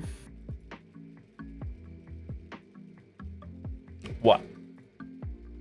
Told myself I was gonna use this Donkey Roads Amethyst Rain. Oh yeah, I'm give it a not gonna go. use Give it that a on go. these Give it a go. models. Have you used I those don't know yet? if I want to. I haven't used it yet. It's really, really nice. It's so smooth. Okay. Putting my. I've been putting using my Donkey Roads. Nagaroth Knight back into the pot. Amethyst Rain. So it's brighter than Nagaroth. Oh well, then it's gonna be too bright. Well, hold on. Where's my conversion? It is it's more like a Xerius purple or a yeah. It is a bit brighter. It is a bit brighter. I don't know if I like you right now. Who's scaling me? That's pretty close. Can I help you? I can get close. Don't you dare lick me. I will elbow you in the throat. Have a good day at work. Night at work. Have a good time at work.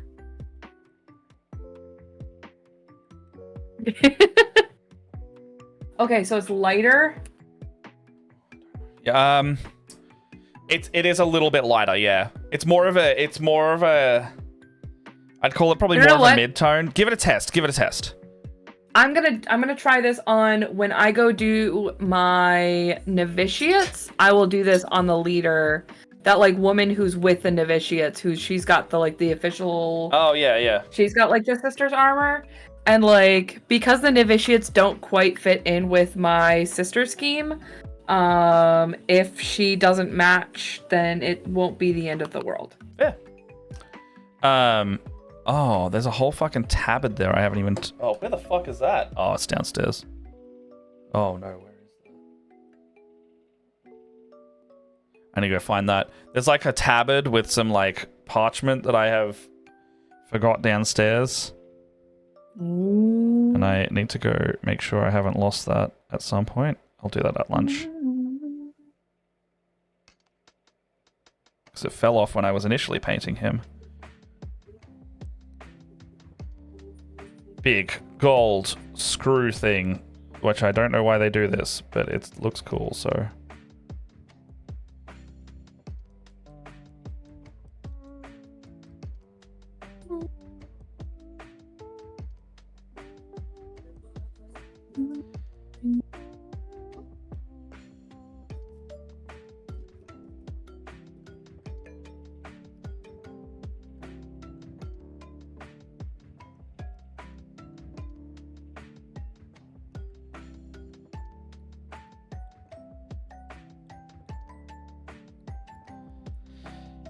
Yeah, it looks pretty good. Why does that sound so begrudging? Yeah, that looks pretty good. Because the choice to have the gold bolt points on their mechs has always been like a weird thing to me. It's because it contrasts nicely. Okay. Like on most. So it's funny. Sorry. Go ahead. I was going to say, just on most of their like guns and vehicles, like you'll see like the bolt point here. It's always in like some kind of bright gold, gold or brass color.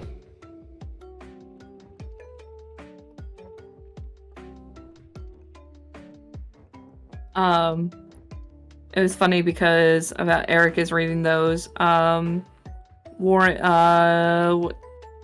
and Glory books. Oh, and yeah. He sent me a picture of a Sister of Battle, and he's like, I love this picture, but I hate the fleur-de-lis on the boobs. And I sent him a bunch of photos, and I was like, they don't all have that. It's okay. He's like, that was definitely a choice. And I was like, yeah. Yeah, the fleur-de nips. Like, I don't have that's not a super common facet, I believe. The fleur-de-lis is like their main thing, though. Yeah, but it's not always on the boobs. No.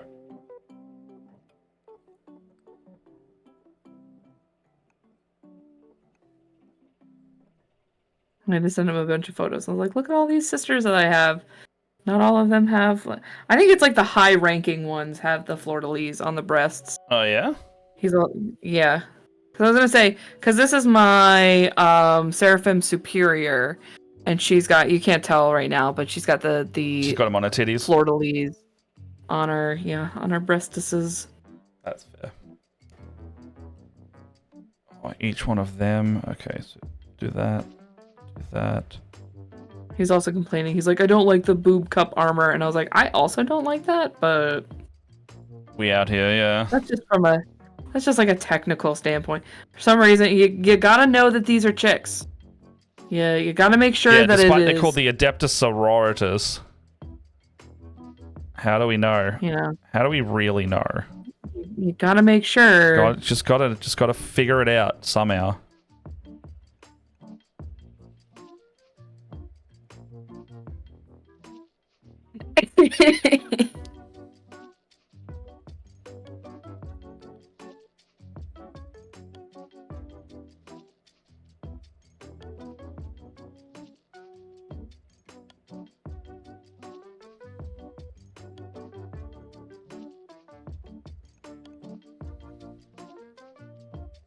I'm like going through and like marking areas that I want to be in gold, like with a little bit of paint, just to be like, don't forget to do this bit. I think that's a good method.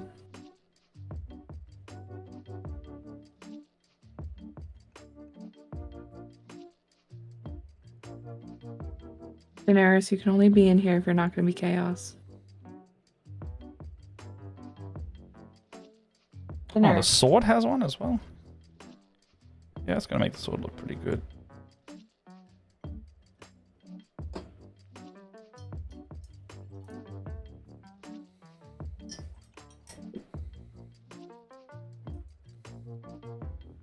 So on the front, on the body, on the front, sweet. Got some on these upper leggies. Got some on his chest there. Have I done both sides of the chest? Yes.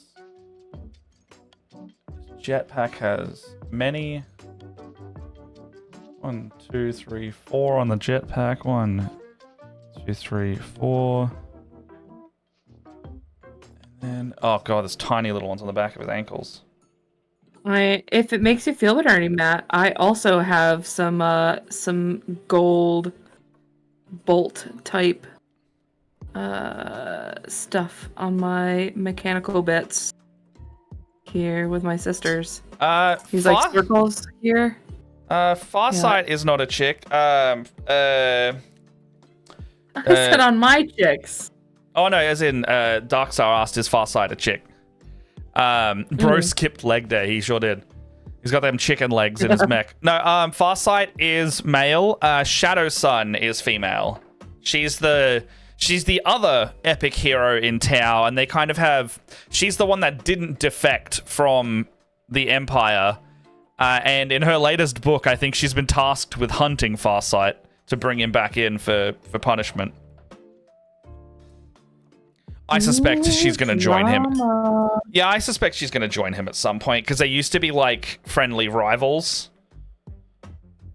And then when he defected, she was like, what the fuck? Why did he do that? But, I suspect she's going to let him go, or that she's going to join him at some point. She's like the star pupil of the Tau right now, though, so who knows? It's a very enemies to friends to enemies to lovers arc. Yeah, very long-term one. However, I would have a gripe with making them lovers. Because it would just be like, of course they made the one good female character in the Tau hook up with the other guy, you know? It'd be a bit like, okay, alright. I'm gonna say, what? Romance and Warhammer? Never. Well, there's a huge implication that one of the Guilliman of the Space Marines is hooking up with the Eldar lady. I'm gonna pretend I know what all those words mean. It just there's like a lady who helped get him doing stuff, and they hung out for ages, and everyone's like, they're totally banging. I don't think they are, but, you know, there's a big implication that the community thinks they are. But they're also, I'm pretty sure Space Marines are eunuchs. I just pretty sure they cannot feel that stuff.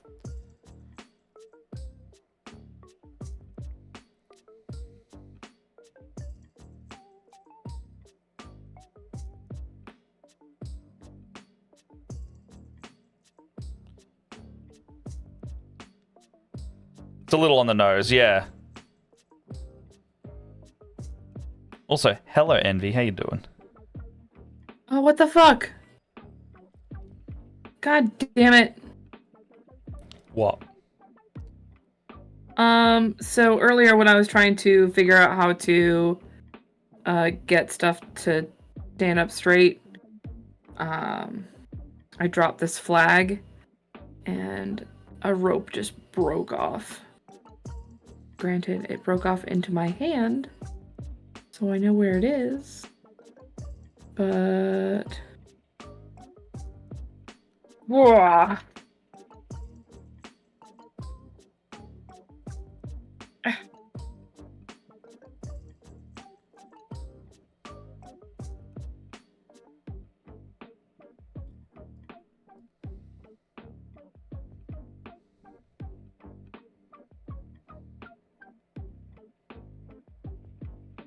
Oh my gosh, this glue has seen better days. Where is...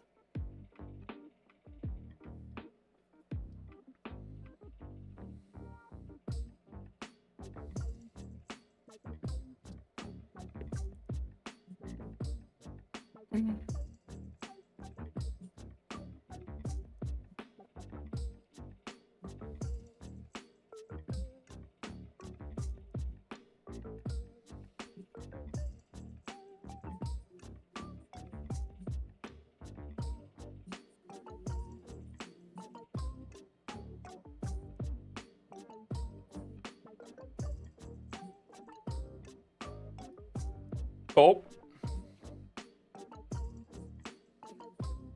Oh, that's the glue lid. Rather than the super glue. Mm-hmm. Oh, the super glue lid What's that up? I had unscrewed, so it started moving around. Oh. Alright.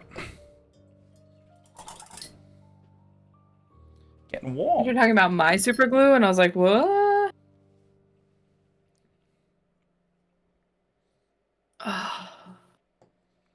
Alright.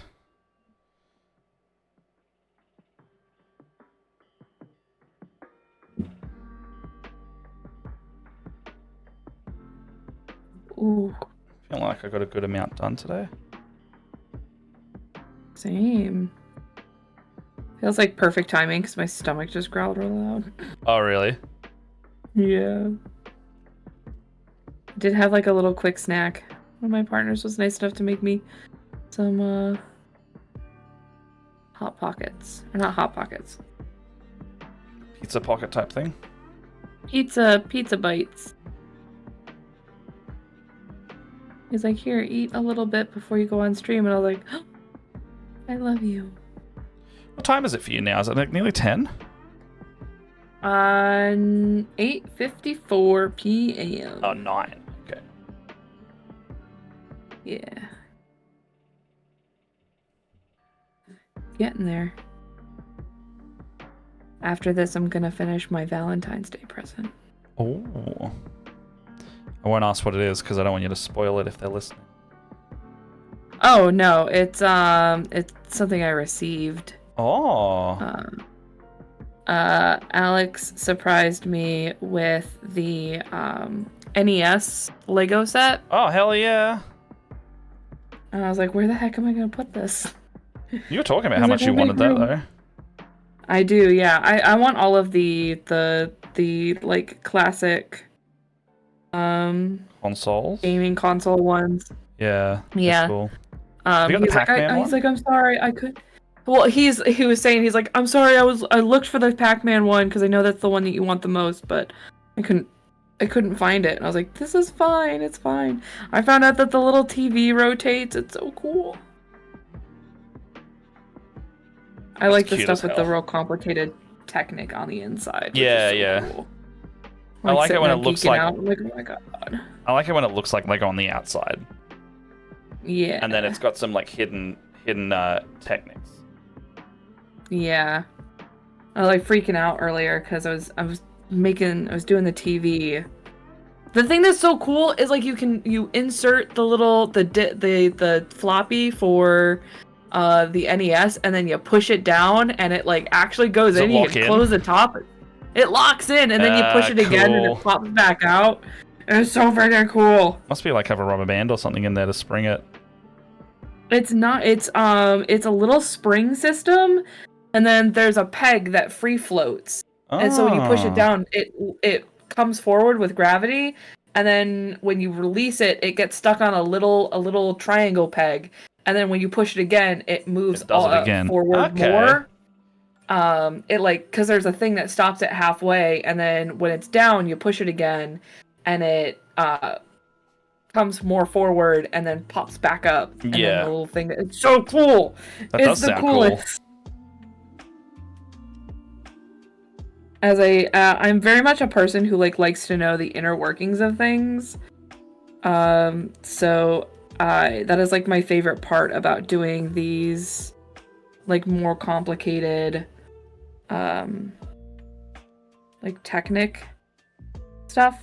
Like I really want at some point they're sold out right now. But I really want to get the Ornithopter from Dune. Because that one's got like some really cool, like the wings flap and the freaking the feet go in. I'm very keen for Dune Part 2. Such a confusing series. Oh my gosh. But the first movie was great. If it makes you feel any better, well, I guess I don't know if this would make you feel any better, but like I was also very confused. The books are definitely more confusing. Because as my partner would point out, the book does not do any hand holding. It does not explain anything to you. You are meant to like kind of figure it out yourself. Yeah. And I have had to watch the Dune movie several times. Now granted, I do like that sometimes though. I like stuff I keep rewatching it and finding new stuff out and catching things that you didn't catch before. Yeah, it's a very American movie trope that when stuff needs to be handheld and explained. Apparently Saltburn was really guilty of that. It was like you understood what was happening, and then at the very end someone's like, oh my god, it's this, like right at the end. Mm-hmm. Like just in case people didn't get it, it's like no, we got that. We understood that much.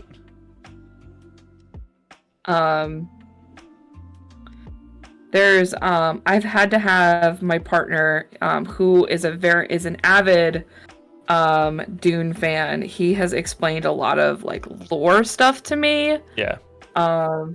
Whereas like I saw the Ornithopter and I knew that was the Ornithopter. But like there was like the little book that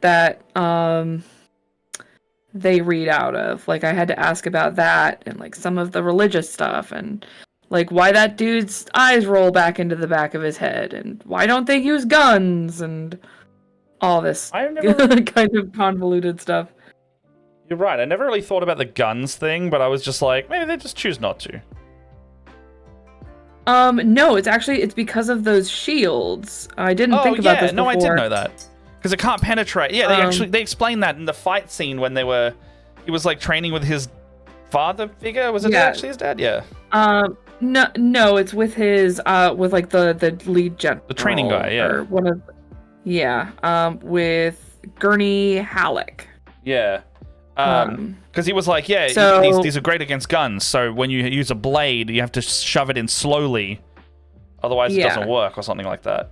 It's because it's basically vibrations, and like the faster an object is going, like it can't penetrate the high vibration shield. But like that's another reason as to why like the like guns won't work. You know, all of sci-fi that's like complicated. I like well thought out sci-fi though, like that. Like, Yeah. that's plausible that it could that could be real. Mm-hmm. I dig But, that like, stuff. Yeah. It's like gotta make sense. There's a reason for it. Yeah, it's like it doesn't have to be like midichlorian level explanation. It just needs to be just sensible enough that Yeah. it's like, okay, well, I could see that tech being real in this setting. Hmm. They actually explained why the Sisters of Battle have literal manifesting miracle powers as well, possibly as recently. Oh? There's a supposedly, so at the end of the Horus Heresy, apparently the Emperor shot a piece of his soul into the warp, and it was like his like faith part, and then gestate that love, joy, and compassion that he projected there for 10,000 years, while the ecclesiarchy of the Imperium is only ever worshipping him. Suddenly you have a pretty strong warp entity that is able to dish out literal miracles to the people that worship it. And it's not a chaos god exactly. It's possibly a piece of the Emperor that still exists out there called the Star Child. And that could be the true source of where all of the psychics and the faith-based magic that happens in the Imperium actually originates from. And I was like, that's super interesting. It's a little bit like, this is why this has happened, but, it could be that GW is setting up for the Emperor to come back one day. Mm-hmm. Or die fully, who knows, one of the two. Kind of like Zastan. He never fully dies. I think they should kill the Emperor. I think it'd make a really interesting story. And they gotta, they gotta rethink how space travel works and shit like that. Or, I mean, the Deus Ex Machina is that if the Star Child's in the warp, they could just use that as the Astronomicon's beacon instead. I don't know. They've got tools there. I'm gonna pretend that I understand all of those words in that order. Yeah. I did just say a lot of garbled mess without context. You absolutely did. Yeah. No, like, oh, okay. I haven't even read these books, but I know the lore. It's a bit bizarre. Astronomicon is a thing that that is basically like, it's like your North Star of space travel. Mm-hmm. And the Emperor being like a half-dead corpse on the throne is the thing that keeps the Astronomicon there. Basically, like, the Emperor's light is what keeps space travel possible. And if he dies, truly, then the Imperium has no way to navigate through faster than light travel. Mm-hmm. Like, they'll be separated too much to get to each other in time. And I think it would be a really good idea to kill the Emperor and have that dilemma become a reality. Where all of the human legions are cut off from each other. And there's like a new age of like, fuck, we gotta do something about this, and all the leaders of the Space Marines are coming out of the woodwork to be like, fuck, the Emperor died, oh shit, oh god, oh our god died. I just think it'd be interesting. Mm-hmm.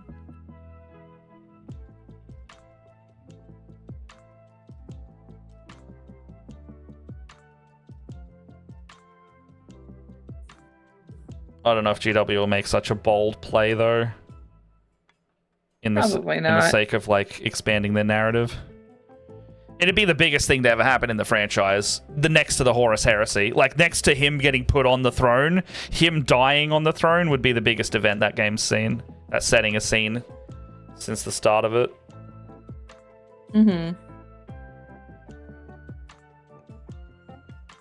But it would add to the grimdark of it.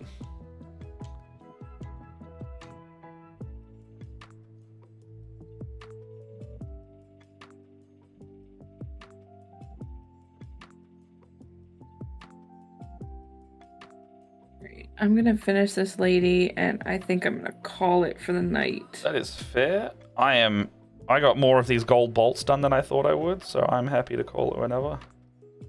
I got some cleanup to do because it did get a little messy.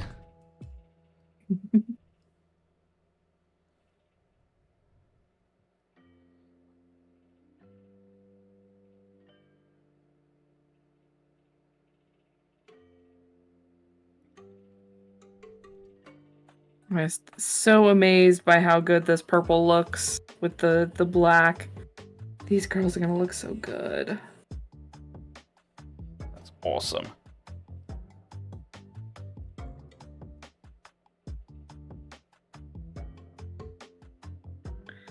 I love that feeling of revigorated or invigorated passion.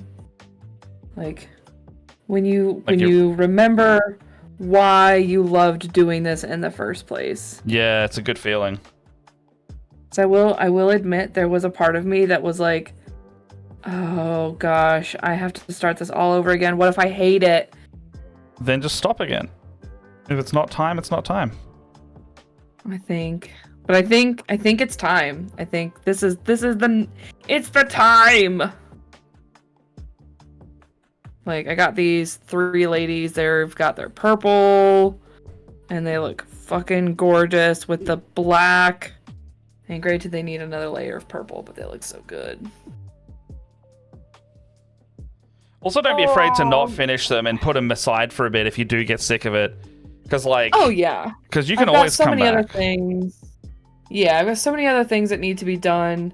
It's actually funny. I know the last time we painted, I got out my Paragon warsuits. Yeah. And they were still sitting over here on the sideboard, and I put those back because I was like, I don't think I'm ready to do those. I think that's I know what my problem is. It's like, I know I touched on this a little bit the last time we painted, is I have a really hard time with like sci-fi stuff. Like, yeah, you like the more medieval looking stuff. The suits and the tanks are hard for me to conceptualize because I don't know like how to appropriately paint them. I'm putting appropriately painted because I know that it's my opinion and I can paint them any way I want. No, I get you. But like at the same time, yes, these are Seraphim. I can't remember if I think these might be Zephyrs. They're one of the 2. Zephyr squad. They're one of the 2. I looked and I realized that like I gave them all the same kind of gun, which I think makes them slightly different. I think because they have the swords, I think that makes them the Seraphim. Yes. Yeah, the swords, if you give them the swords, that makes them the Seraphim. Apart from and not the Seraphim. The Seraphims have double guns, and one of them has a chainsword. Because I gave them all the swords, they are the Seraphim squad. Yeah, nice. They're fucking gorgeous. I can't wait to paint this freaking flag. It's gonna be awesome.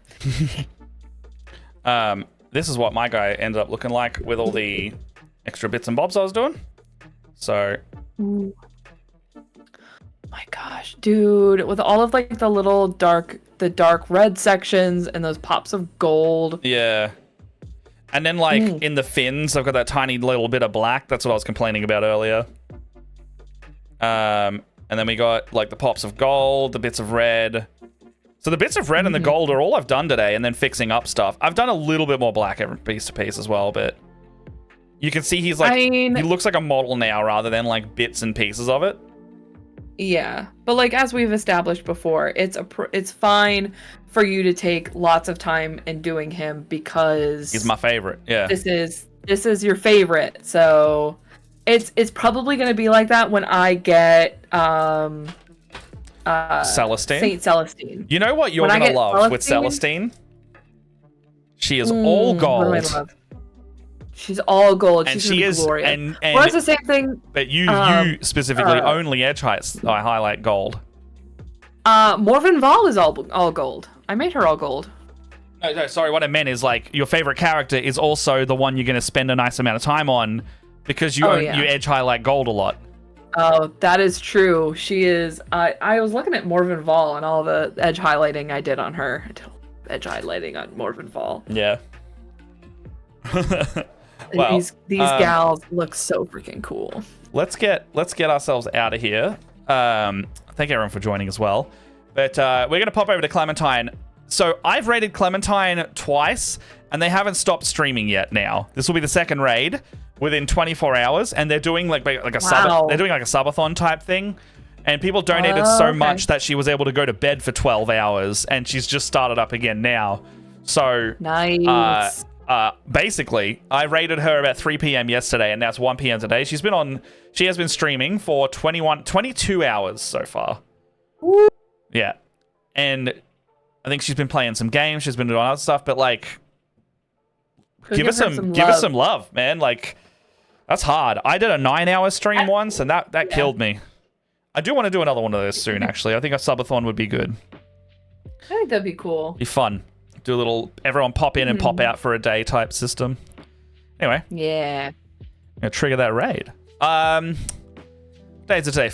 I might do another stream tomorrow. Otherwise, we'll see you either Tuesday or Wednesday for either Teens in Space, or we'll be back on doing some more editing with Ben. If not that, we'll see you a whole week later for more painting. I'm really enjoying painting Farsight, so you may even see me do some surprise streams in the week where I just work on him because I'm vibing that right now. So I think I might have some more stuff painted by the next time we paint. Well, let me know if you want to come and do a little surprise one day. Yeah, all I want to do right now is paint these ladies. I am just so freaking excited. Yeah. So I'm really enjoying Farsight, so I'm feeling the same way. I'm very excited. Okay. I'll see you later, everyone. Bye. Have a good one.